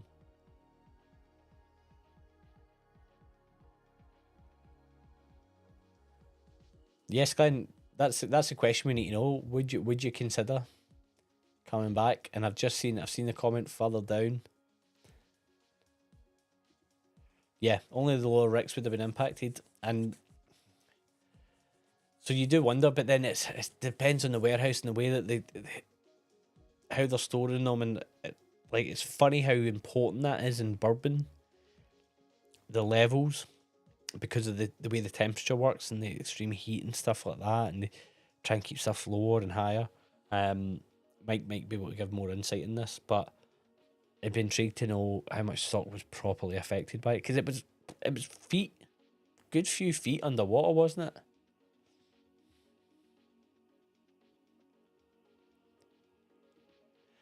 So the bottle and bond, Craig, I will say, is more towards the number 7 than what the 10 is. So it still tastes like Jack, just a bit stronger. Whereas the Jack 10 tastes like a Tennessee whiskey, but it has a depth to it and a heft that I would say is more like Dickel, but like single barrel Dickel I have. It's more in that wheelhouse. It's fantastic. I'm so glad that it made it over here, because I think a lot of people, it was pricey, 110 quid, a lot of money to ask for a bottle of Jack Daniels. People will buy it, but I think I've seen most people I've seen that have bought it, I've not seen it opened, bar a couple. Look, you make a couple of quid on it, it's worth opening. 100% just open it. There's other bottles I'm like, oh, right, hold it, whatever, do what you want, I don't care. But for your own experience, if you have a Jack Daniels 10, open it and drink it, your mind will go, what the hell's going on here? Yeah, I know. It's a shame. It's a shame, man. Yeah, I think maybe it's cost. I saw that I was reading that Spade Distillery is no more as of this month. They've been bought by Glasgow Whisky or something like that. It's nothing to do with Glasgow, like the we know. They seem to make a lot of blends and stuff. But just when you're saying about bringing the proof down, so I'm wondering if like it's a cost cutting measure. It's a shame though, because it's really good. Frank's Last Drams, Highland Park, 62.8%. Glenn saying, yes, want to make Glasgow Whisky Festival the focus of my annual visit.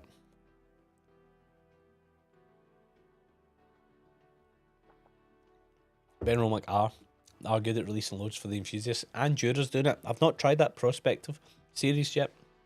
I was looking for it in the pot still, they never had it. I would have tried that. Because again, Jura is one of those whiskies, isn't it, that's very easy to go in on. Too easy. But they sell a ton. They sell a ton of whiskey. I think at one point they were the biggest selling whiskey in the UK because they're a supermarket whiskey.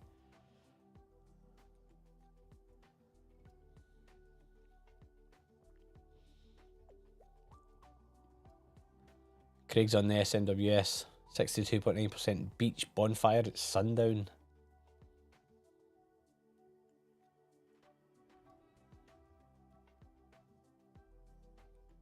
Just going through these comments, guys. Anthony, where are you? Up here. Oh, a lot of chat to catch up on.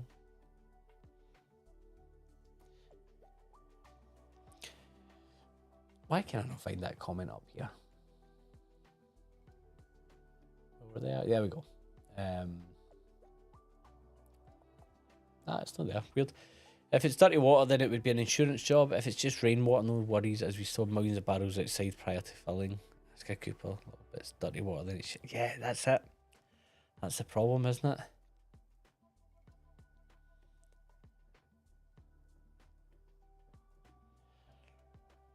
Hamish, I'm on the babysits regarding SMWS. I can feel myself going down the rabbit hole, though. I went down the rabbit hole, Hamish. And I'm a sucker for a pretty name. I was buying the bottles based on name at the start. And just was buying everything and anything that I like the sound of. And I have a bottle here that was still not opened. I bought two of them. So I bought one first, and it was a Glen Scotia called Cherry Blossom in Campbelltown. And it's everything that it sounds like. It's unbelievable. And I let a couple of my mates try it when they came over, and they were like, this is unreal. And we're talking about like maybe 2021. During the first kind of, before we got, I think we were locked down afterwards again, but they came over here, we had it, and I said, do you want me to get another bottle? And I bought one, and we still have it, and we've never opened it, because we've bought other splits, we've done other stuff, but it's one of the bottles that's like fond memories. But the first one I ever bought was Dragon's Blood Fragrance Oil. I think it's like 69 point something %. It's over there. And it is I think it's Glenrothes, maybe. And I remember trying it, and just the numbness. And reading the description, it's like, oh, you get s'mores, like marshmallow and dark chocolate. And I'm like, I can't feel my lips, I can't feel my mouth. And then after a while, now when I go to it, I can get it, but you need water. But they have had a bit of a rocky ride, SMWS. Maybe that's a stream for another day, but they have went the super sherry cask, pretty much a ton of stuff. They got rid of a lot of good stock. I have a lot of 8-year-old bottles. A lot of the affordable stuff ended up just being 8-year-old. Used to be able to get, I've got a couple of Loch Lomans there, 17-year-olds. I've got sister casks, 17-year-olds, brilliant fruit alloy, unbelievable. And it's sister cask, and they were like 75 quid, and now for the 17-year-olds they're like 140. They just got a bit greedy, they went public and stuff, but occasionally they do put out some good stuff.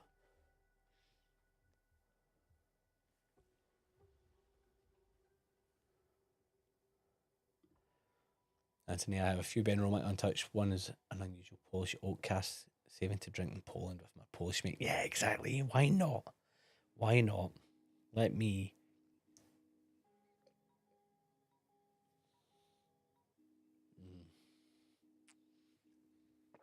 That Loch Lomond is fantastic. Look at that. It's like we knew, Anthony. Up. Why am I going blurry? Don't go blurry. Can we fix it? Nope. Oh well. We've got Ben Romack here. Come up here. Single cask. Whiskey Bars of Scotland. 57.2%. First fill. Bourbon barrel. That's where we're at this evening. So, bit of a theme. Theme being bourbon barrels. I'm going to try and fix that. Let's see if that worked. There we go. So the theme this evening is kinda around bourbon barrels. 229 bottles. Never performed as well as I expected in my March Dram Madness. Don't know if that was because of palate, day, time, food. It just wasn't tickling me. But I smell it. It smells fucking great. So I couldn't understand why that happened. Because I tried it before. I'd done March Dram Madness and I enjoyed it. And then Woven beat it out, the super blend. But palate's a funny thing. So I think that's, you guys know. I'm a big believer in, like, what's for you won't go by you. If it's for you, it's for you, and if it's not, it's not. It doesn't mean it's good, doesn't mean it's bad. It just means it might not be for you. There's some objectively bad whiskey out there. That's fine. But the majority of it is decent. It just might not be for you.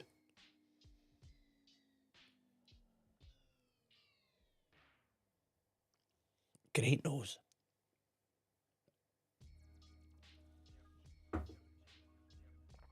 Not as vibrant as the Loch Lomond. The Loch Lomond on the tongue is just like bouncing around.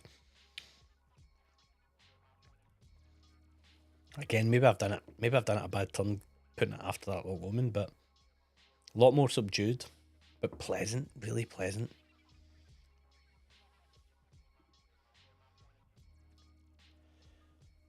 Anyway, Shad, Jura 16 in the malt room last Sunday, and there's nothing not to like. I'm literally wondering unless our cast strength again is. But that's what I mean. But there is a lot of Jura out there. You can testify, like some of these named ones that don't have an age and stuff. It's up there with like cleaning the windows. Do you know what I mean? Like, it's not fun to drink. But people love it. People will drink it, and that's fine. It's just for me, it's no. But when I've had good Jura, cast strength Jura, whatever, it's good. I don't think anybody ever sets out to make bad whiskey. I think it just depends on palate, position, experience, and whatever.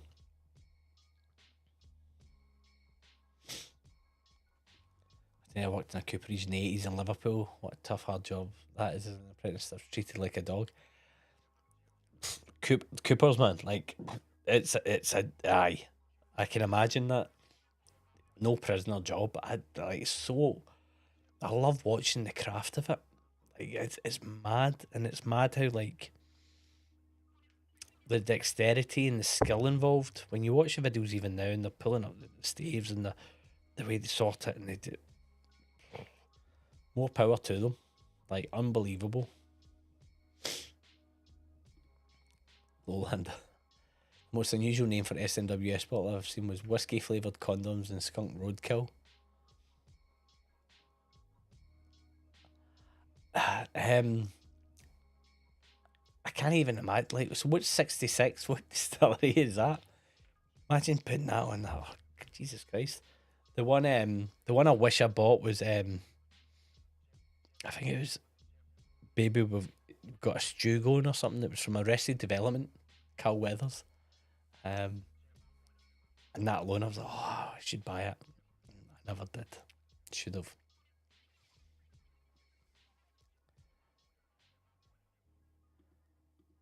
Polish one is Polish Oak Cast number 77159.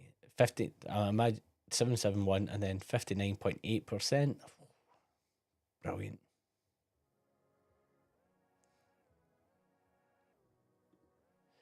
Yeah, this one I got at auction. I think I got this for like 65 quid. but I was going to say before the hype. No, the hype was out. I think I just get lucky at auction.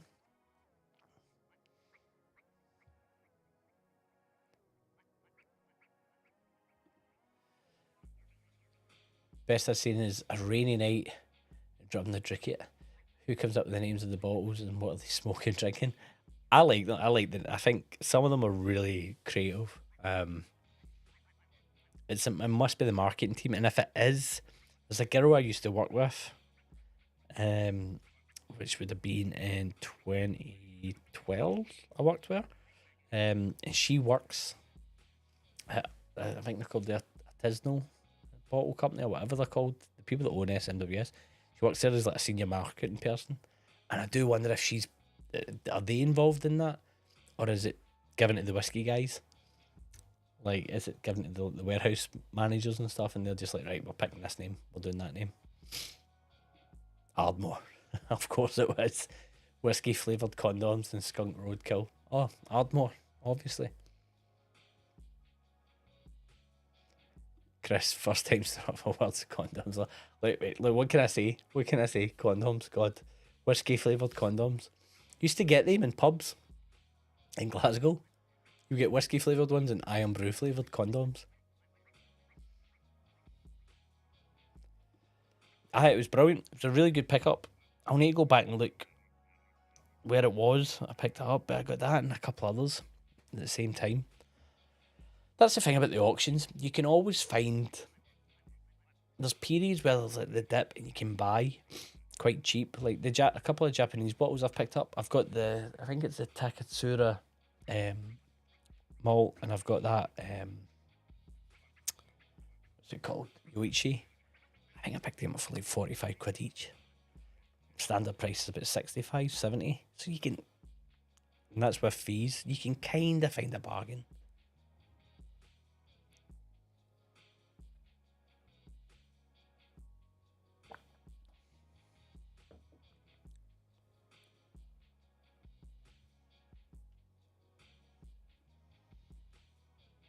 We've got that, and then we've got one last dram this evening. So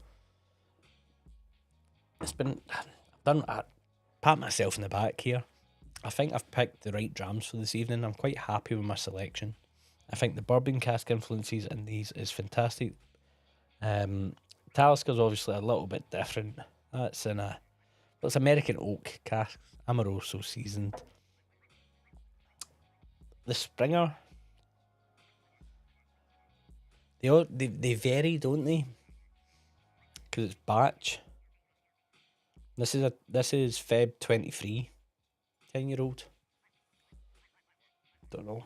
And then the last one that's coming up is in. Let's see if it says. I thought it would. Refill bourbon. So, aye. Almost a full sweep. Almost a full sweep.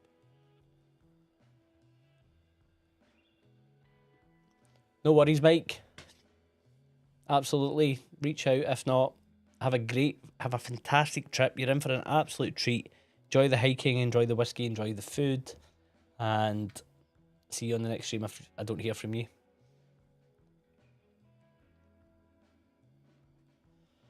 Anthony, when I get serious with bottles, I start a Google spreadsheet. Yes, I'm an anorak these days. You're amongst anoraks. It's Saturday night and we're all sat here, doing this. Why else would we do it? Is it facilitating drinking? Is it legitimising it? Maybe. But we're all here for the same reason, and that's because we like the whiskey. I had a spreadsheet for a while, and then I just don't have the time to keep up with it. And it's great fun. It's great fun when I like that Loch Lomond tonight. I found when I was rummaging, I was like, oh, I've got that. Perfect. I'll open this. No worries, Chris. Thank you for joining. All the best.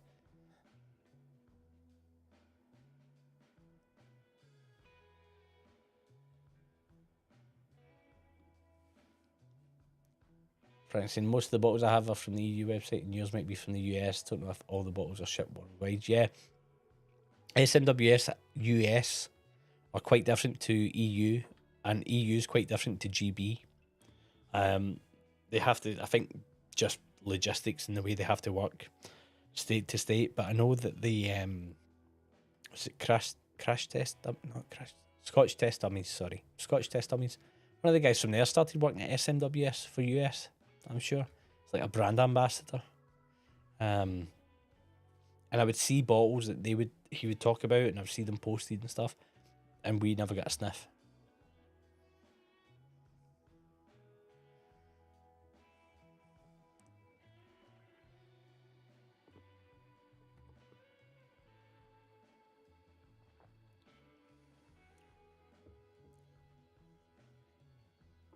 I'm happy with my choice of Guinness with these bourbon casks as well.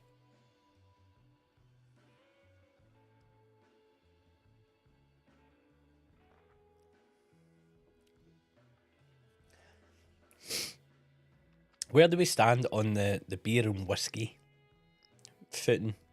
So I'm a believer in the half and a half. Very Glaswegian, Scottish. Half and a half pint and a dram. And go between the two. Because in my mind, it helps pace a little bit. Because if I go to a whiskey bar and I'm just buying drams, that's no good. Whereas if I go to a bar and I have my half pint and my whiskey, I can go between the two and it almost resets the palate each time, and I pull out more and whatever. And that, normally I'll buy like last week it was half pint of Tennent's. Very neutral, easygoing lager with a nice whiskey. Do you guys do that? Or is it sacrilege for you to mix whiskey with anything?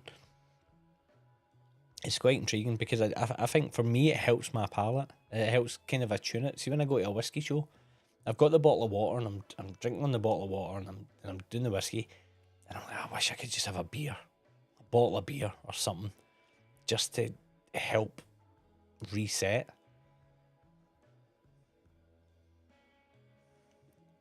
Glenn, who are you calling an anorak?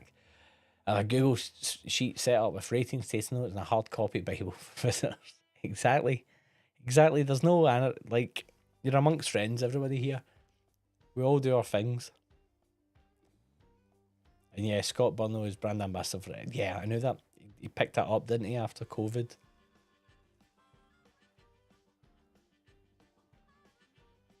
Tony picks him up from the UK. US prices are quite high, really? I assume so. That'd probably be the case.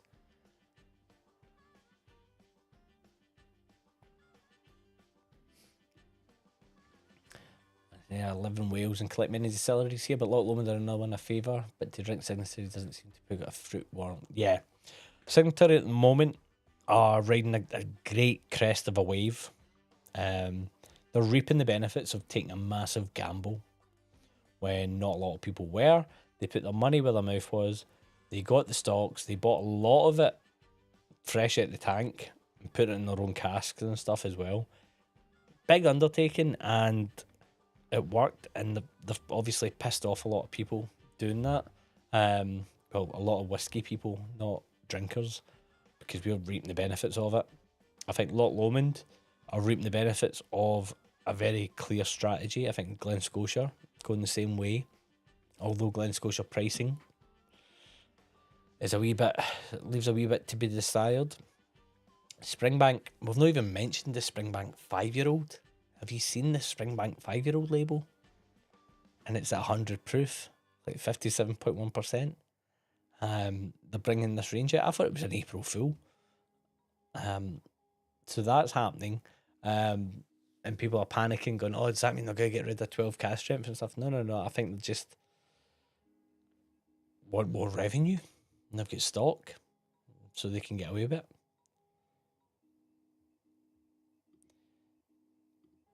Anthony loves a Caffrey's. Oh, Caffrey's.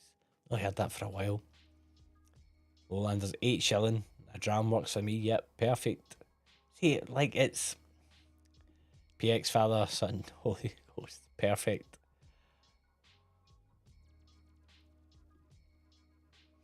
I more or less only drink whiskey. When in the UK I might occasionally drink a Guinness. That's absolutely fair, Frank. Craig's usually Guinness and a dram, drink the Guinness and talk about the whiskey. Yeah, exactly. I think it works very well in terms of a pace setter, and that you can just sit rather than be dram. Especially doing this when I do the live streams. There's times by the end of it I'm struggling because I've had maybe 5 drams and maybe a wee bit of water, and that's been it. Whereas when I find that I have a beer with me, that gives me the same pace. I can slow it down a bit. It resets my palate. I get the Guinness, get the maltiness from that. Then I have my dram. My dram hits full on again every time, as opposed to kind of diminished. Just seen Anthony there saying, when is it coming out? I'm not sure. The label has been registered in the US, so that's normally how everything leaks, because of the way the Food Commission works. They have to obviously register it over there first, and it's 700ml bottle. People are like, well, that can't be real because the US is 750. Not anymore. You can now ship 700ml bottles over there. Fantastic. You get Americans don't get more than us, but it must be coming soon. Normally when it's registered, it's a couple of months away.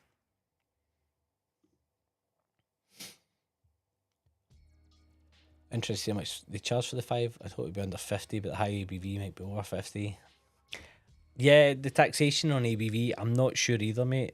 But you say that it's 100 proof. And what we were looking at, Signatory 45. Fling it at 45 all day. It'll be bought. 50, you're getting close. After 50, nah, I'm good. I don't want 5-year-old Springbank over 50 quid. Unless it's amazing, but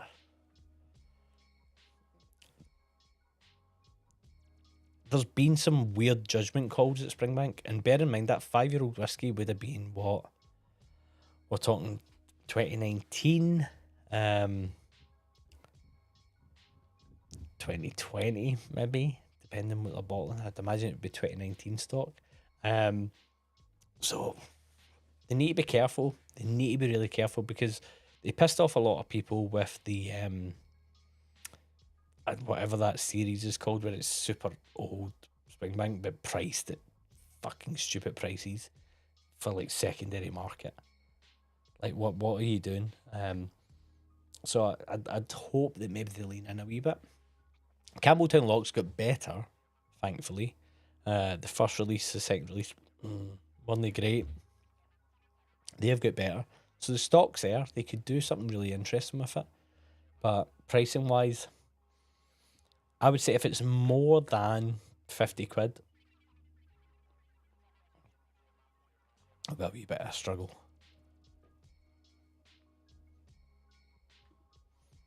Wee BC sets the standard for 5 years. Yeah, but I don't mind Wee BC, Craig, but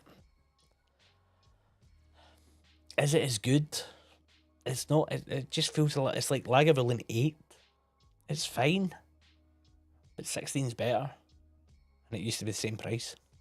And I know nothing stays the same forever and whatever, so it's more that you don't want to see them come in with Springbank 5 and be hitting 55 quid.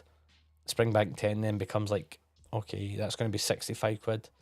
Springbank 5, the prices are already creeping up, and I think that was on my list of things to talk about as well. Springbank 30 at auction barely scraped its retail price, so people lost money on it.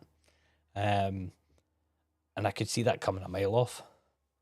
Like, I had no desire to try and get a 30-year-old, because I'm not drinking it at 900 odd quid, and I'm not flipping it, because who's buying? Who's after it that much? If I was offered it and then people were buying it for $3,000, of course, take it and then buy like some more Octomore and stuff like that. Like, it's a no-brainer, but the market's just not marketing at the moment, and brands need to be careful. And part of me thought, when that Brook Laddick code thing came round today, I thought, why are they doing this? 40%, 50% off good whiskey. And then I thought, maybe they just need to shift some stock. Maybe they just need to clear out. and get some money in the door because it's just sitting in bottles. But then it turned out it was a friends and family thing, and it is what it is. But they still got money in the door. They're still making money on those bottles. So it's a bit volatile. We'll see. We'll see what the end plan is. It's all speculation at this moment. James, I can only dream of Springbank here in Canada. Has anyone tried the liquid coming out of? Honestly, like, is it McCloney's distillery here in Vancouver? It's the one thing that I was hoping that this whole shitstorm over there would cause is more good Canadian whiskey coming here. I think we could play.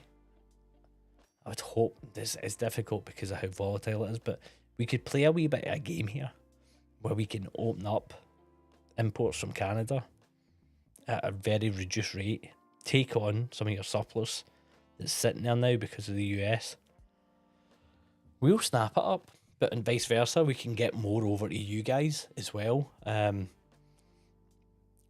Just strange times. Strange times. Are you, James, are you over Vancouver way? Are you like West Coast?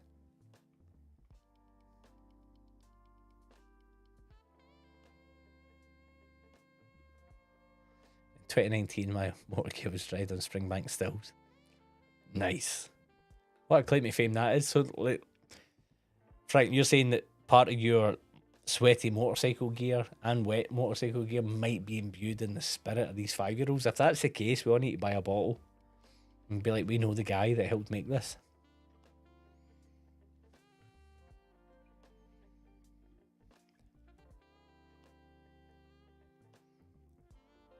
It's so weird that doesn't come up. So I'm looking at you, Anthony, on here, but your comment is not there, so it's in here. I need to look in here. Apologies. Springbank has already brought a 5-year-old out before in 2023. Society bottle only. And how was that? I assume it must have been good. Never heard anybody kick off about it. I was stupid. I should have joined the society. I had the chance. Didn't. My mate did. And then it's closed forever. So that's why I'm in the Cadenhead Society now. You're Victoria, yeah, British Columbia. West Coast. There's so much good stuff. Like when I watch Whiskey in the Six and stuff like that, and he's talking about Canadian whiskey, and I go into the whiskey exchange and that, and they've got a little Canadian whiskey section, and it is little, and it's just bog standard. It's nothing decent at all.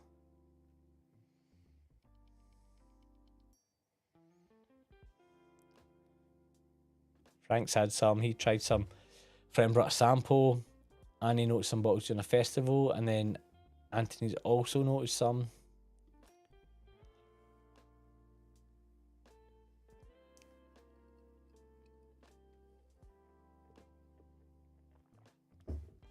How are we doing for time? We're still rocking and rolling. Nearly Easter, guys, over here. Dram wise, Ben Romac's nice. It is nice.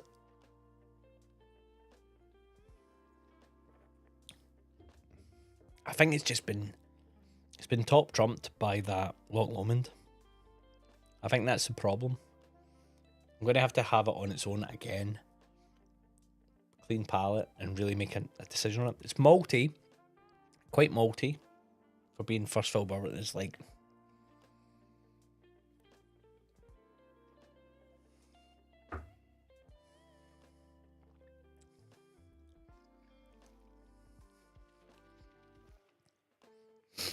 Again, it's fine. It's fine. And I feel guilty saying that. Like, I feel like I should be saying, oh, it's amazing. So it's very malty. And the maltiness I'm getting is almost like a chocolatey malty. I just don't understand why I'm getting that. But that Loch Lomond before it was so fruity and vibrant. So I wonder if that's just kind of made it a bit more difficult to pin down.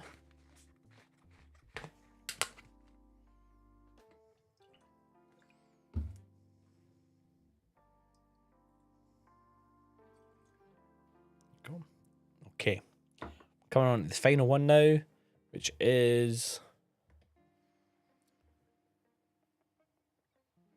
this one. So we're going from here to here.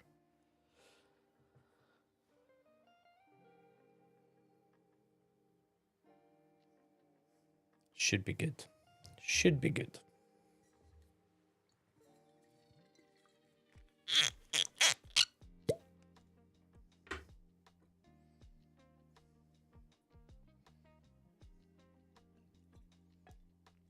And off camera, I did wash the glass. Give it a rinse with some water.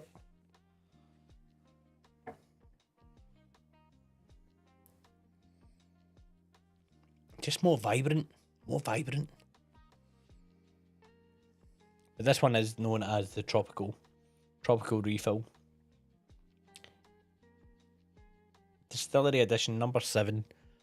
They're bringing out number 8, I think, which is going to be from classed as a grain because of the process, but not a grain, the typical Loch Lomond stuff. Keep an eye out for it if you can get it.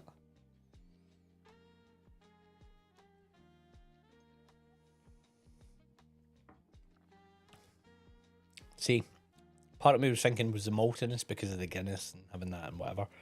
No, not at all. Again, light, fruity, coming through.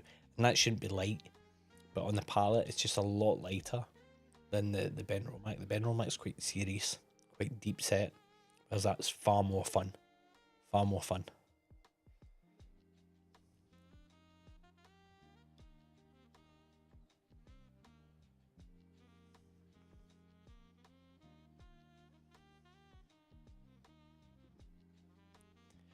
James saying, what do you guys think of McNair's Cask Strength 12? Any batch? Don't hear much. And then they said, sorry, it meant 10-year-old. Not like, no thought, not tried it. I know the bottle you're talking about, but I wonder if that's one of the ones that's more export than like local. We have quite a few whiskies that happens with. I've had friends mention Scotch whiskey, and I've been like, don't really see it here. Ben Nevis, that happens with a lot, weirdly. Core Ben Nevis, hard to get in the UK, really hard to get, but yet independent Ben Nevis, tons.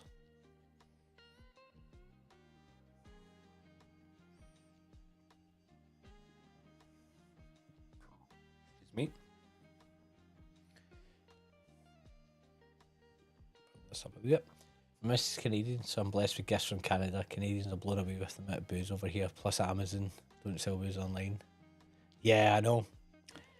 That the Amazon booze thing is mad because in the States as well, it goes state by state and try to shift stuff. Whereas for us, we can get it pretty easily. I had a young guy in my office come up to me. He watched. I don't know if he still does, but he watches his videos. And he was like, David, Woven, unbelievable. I got the Woven Peachy. I was like, yeah. And he goes, I was at a family party. And he's Indian. And he was like, his heritage is Indian. And he's like, family party. We got the whiskey. Johnny Walker's out. And I was like, I've brought this, the Woven Peachy. And he goes, we got on Amazon Prime and got more delivered same day. Because my uncles were just, this is unbelievable. Necking it. So we have access to that. Obviously in London, it's a big city and that, so you've got more options. But the fact that we can buy booze online and get mad deals on it, and sometimes Amazon do stupid things and you get unbelievable deals. But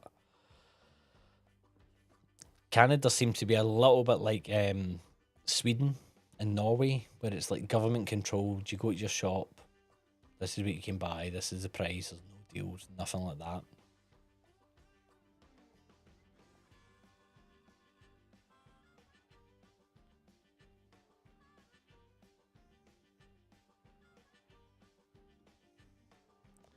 I see. Just not allowed. I'm trying to.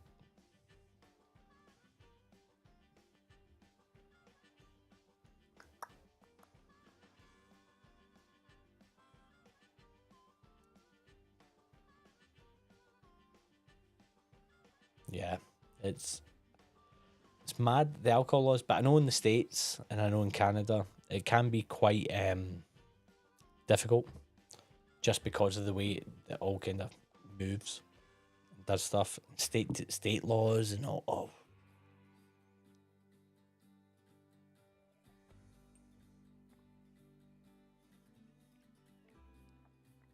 The 2 lot Lomans tonight, by the way, are outstanding. Outstanding. That tropical refill's great, but I will say that the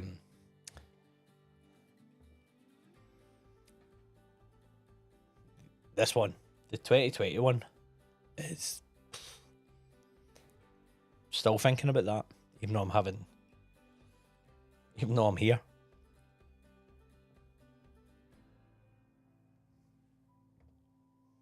Just so good.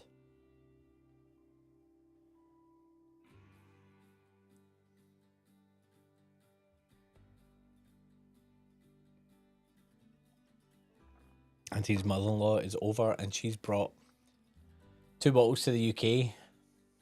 And then he's saying, but before that, before Mr. Trump got in last year, loves Eagle Rare. Yeah, $30 isn't it? The Eagle Rare thing is, I've said it on the streams all the time. It's so weird how some whiskey here is so much cheaper and readily available. Like the Buffalo Trace opening the shop in London was a genius move.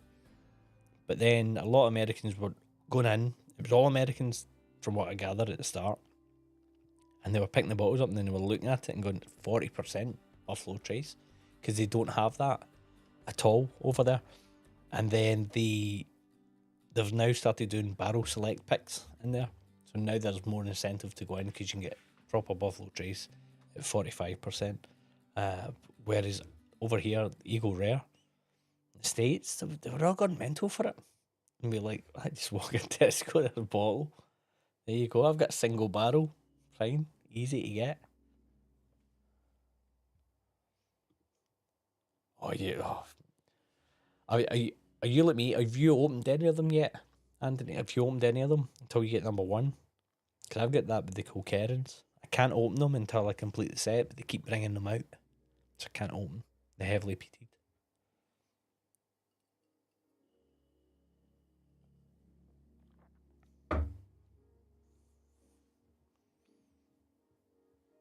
Right, guys, as we're coming towards the end of the night, we've still got another 10 minutes or so. We'll call it a day. Fling it out to the crowd. Any questions, any comments, anything you want to know, anything that we want to discuss before I head off. I think we've covered most topics from a whiskey point of view, the news, the notes I'd had, festivals coming up. Some of the guys have mentioned some other festivals coming up, with Somerton coming up in May as well, and St Albans if you're down south, as I am. We have Limburg next week, so I can't wait to hear from people who go out there, the chaos that ensues and what you try. Actually, one of the things I would love to know is anybody that got Roy's Daft Mill, how was that? I missed out on it. Pricey, a little bit pricey. 180, I think, a bottle. By Roy, I mean Aquavite. 180 a bottle. I trust it. It's good. I'm not criticizing the price, but it's just a wee bit pricey for me. Be really interested to know if anyone had that. In other news, I'm just racking through my brain of what I wrote down. We've talked about Glenturret. We've talked about that. Talked about Springbank.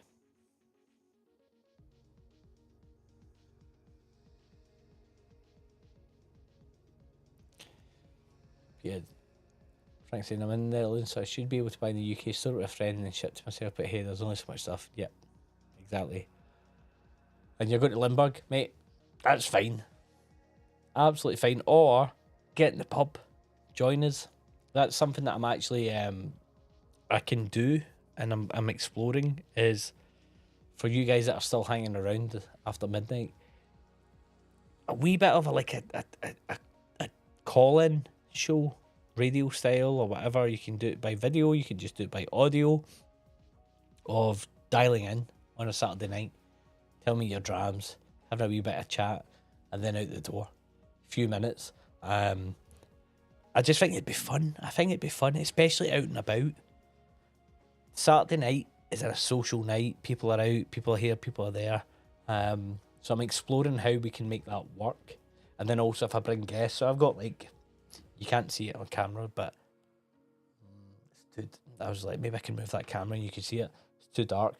But I have like 2 tartan armchairs here in an area that could very easily be hosting people, mic'd up and stuff like that. So it's all very fluid, and that's the way I want it to be. I want this to be a dynamic, but I also want it to be a conversation with you guys that watch, and you guys tell me what would be interesting.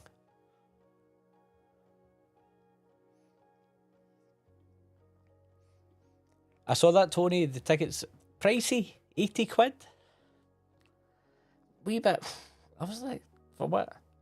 And it says like the opportunity to buy drams. I'm like,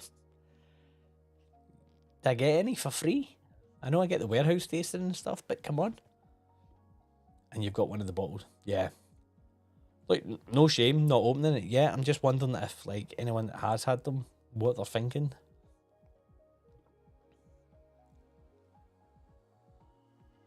I know, plus I have 2 types of edition number 4. Talking about the Loch Lomond's one. It was green.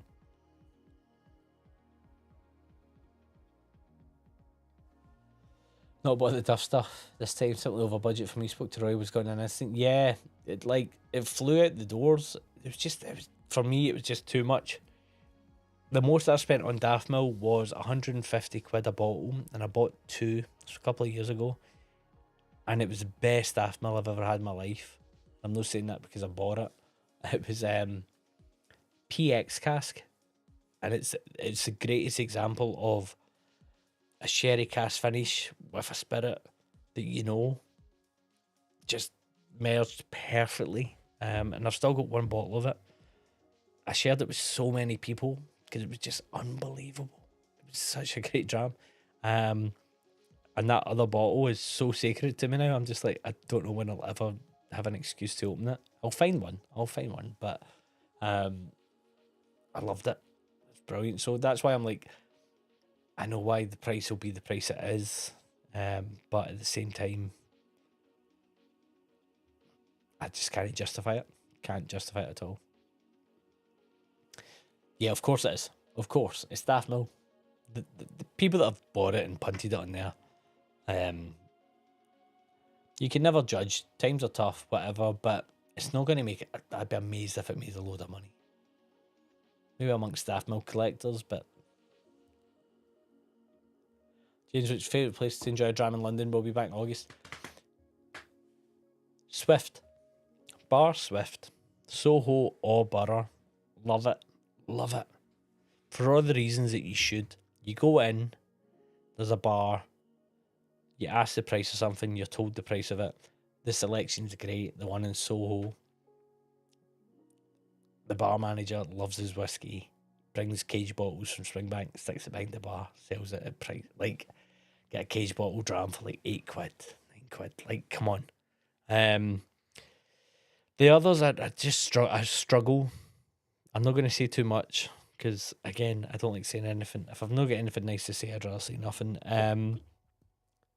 I don't want to go walk up to a bar, ask for a dram that's maybe 15 quid, and then get a 20% service charge put on top.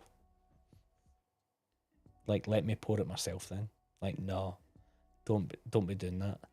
I just don't think it's cool. That's just the start. I could go on for days. If we meet up in London or anything, I will go on for days and I'll tell you. But online, I don't need to share that stuff. I just don't. I'd rather not say anything. But Swift. Start with the Irish coffee as well. Sensational, and then go on the drums.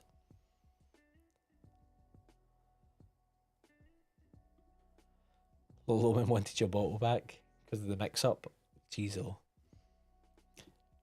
Glenn, absolutely. Absolutely. I have put it in the diary, got my dates, made sure. Mum's birthday is the week after, as always, thank goodness. So no, I'll be up. I will be up and I'll be there.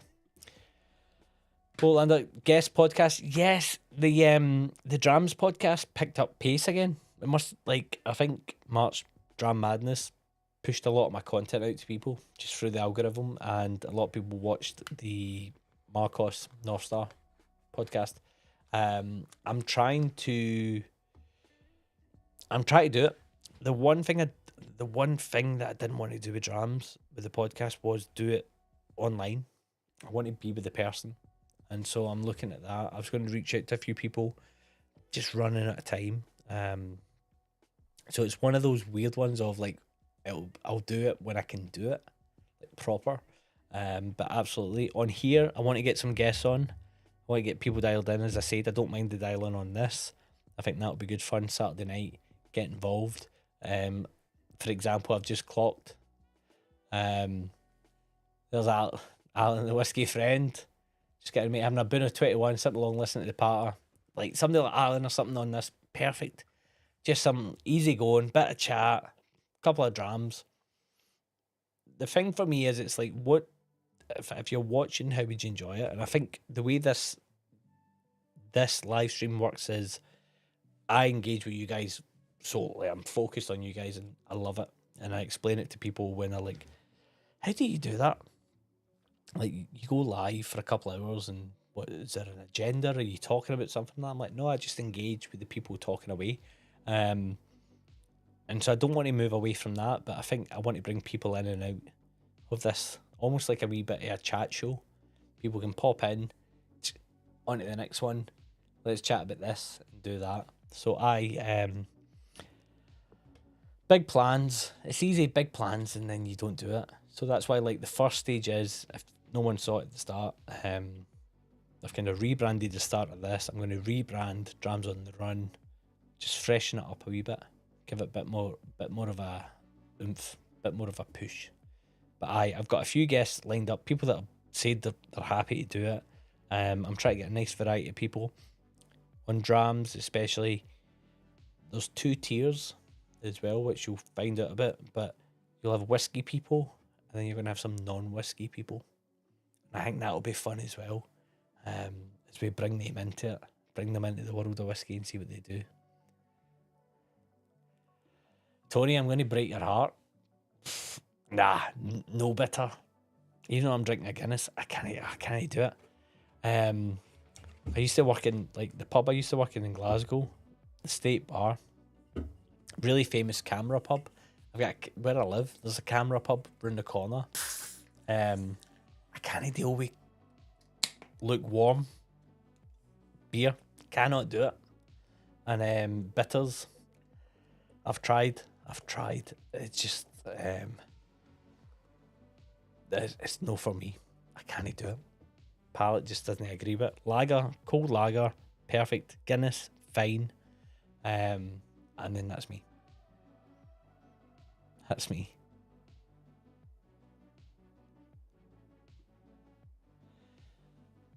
What's this here? Always kept my empty bottles, but I've decided to put them out for recycling. Ben will think I had a good party. Yeah, I know. I do that. Like, I still roll mine up, take them out, and I'm like, the binman must think, or the neighbours will walk by and be like, what the hell's going on in there?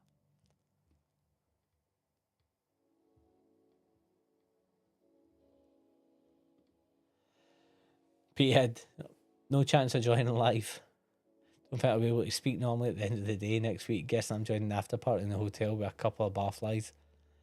You'll have a great time, mate. Like, by all means, I should be live next week. There's a wee bit of family stuff going on with my wife's grandmother. Touch and go at the moment. So if I'll post on socials and stuff if I can't go live, but by all means, the next couple of weeks I will be live. I always try and keep everybody updated. Instagram's my main place. I know there's the community stuff on YouTube. It's not easy to post that stuff on the phone. You have to log into a laptop and do all that. But by all means, I'll be here. So look, if you're with me next week in a bar, half pissed, pull out the phone, jump on Petehead. Absolutely.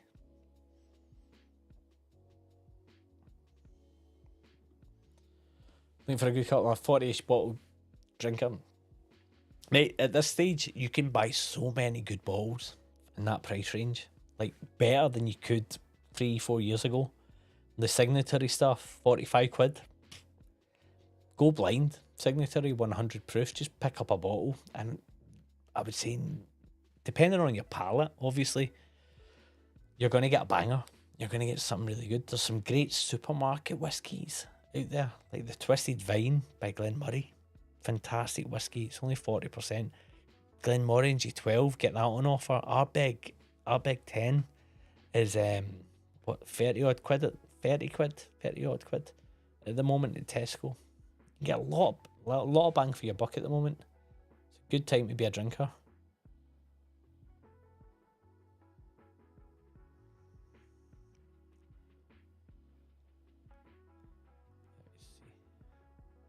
Let me see. 20 unsubscribing.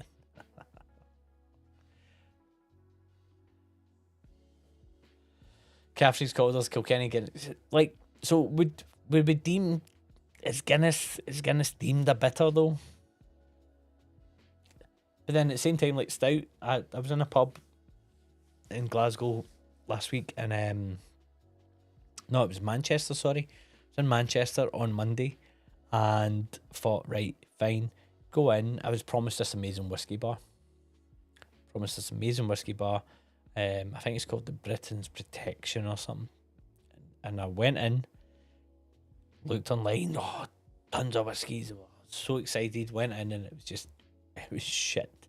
Turned out the ownership had changed, and it was just basic bottles and overpriced. Anything decent was far overpriced. So I was like, okay, fine. So I bought a Bell's. Had a Bell's whiskey, and I looked, and they had Guinness, but they had Murphy's, and I just thought, I'll have a pint of Murphy's. Why not?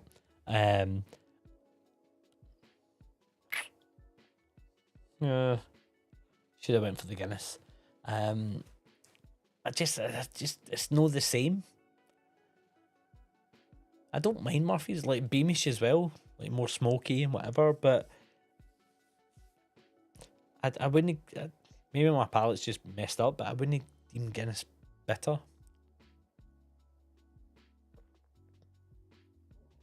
I wouldn't deem these pints either really nice, because they're just at the cans and not great. Glencadam, yeah, exactly. Glencadam Reserve PX, 40 quid banger. I just saw as well that Glencadam and Tomato have signed a deal. If you're in Scotland, this is more for Scottish people, it'll be in Tesco. Like Glencadam and Tomato is going to be in Tesco, which is fantastic.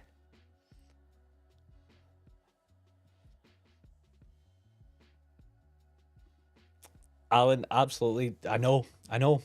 And I had no idea. So it ended up, the reason it happened was because we're driving down from Glasgow. It's a long old drive. We're trying to work at timings. So when we go up from London, we leave London at 3:30 in the morning. And I can get past the Manchester area by 7:30, which is great because I avoid rush hour.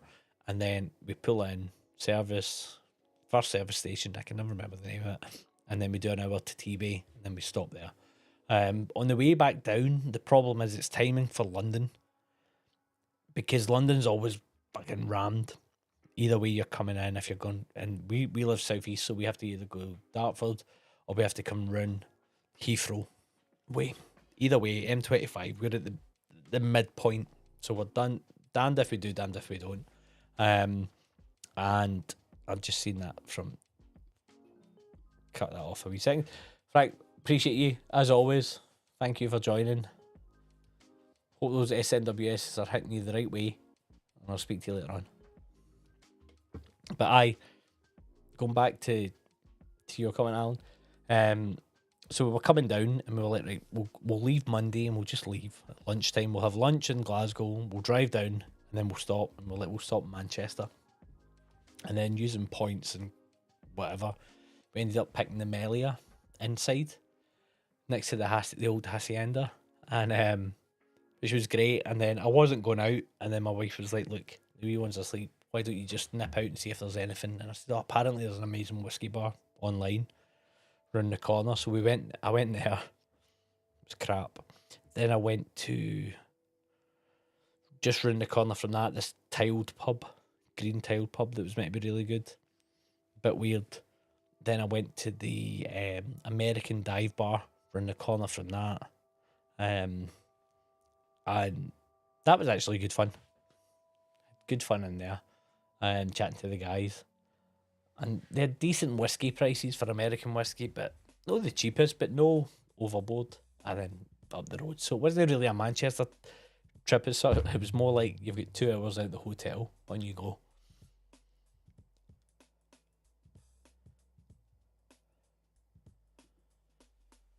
Don't it, honestly, like, Manchester's great as well. So I'd be up for that. Alan, if you want to organise something in Manchester, are you Stockport? I'd be up for that. I'd come up. I just couldn't believe that there's no really.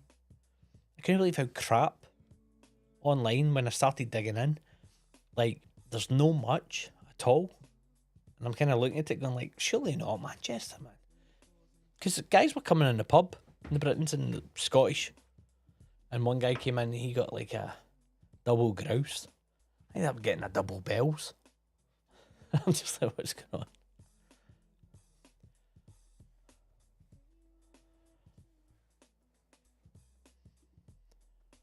Right, guys, on that note, just waiting for, because I know there's a bit of a delay, but on that note, thank you as always for tuning in.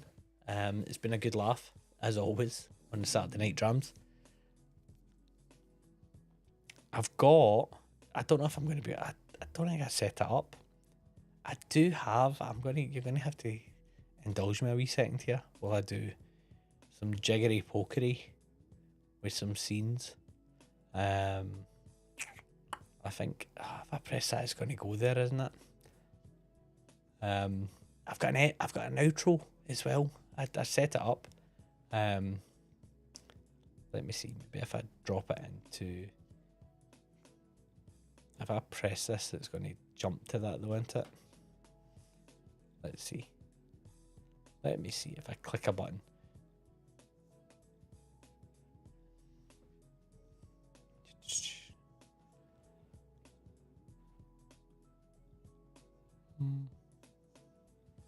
That looks promising.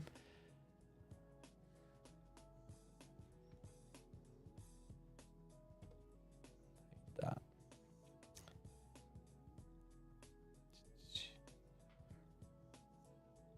Right, we're gonna drop this in and see if it works.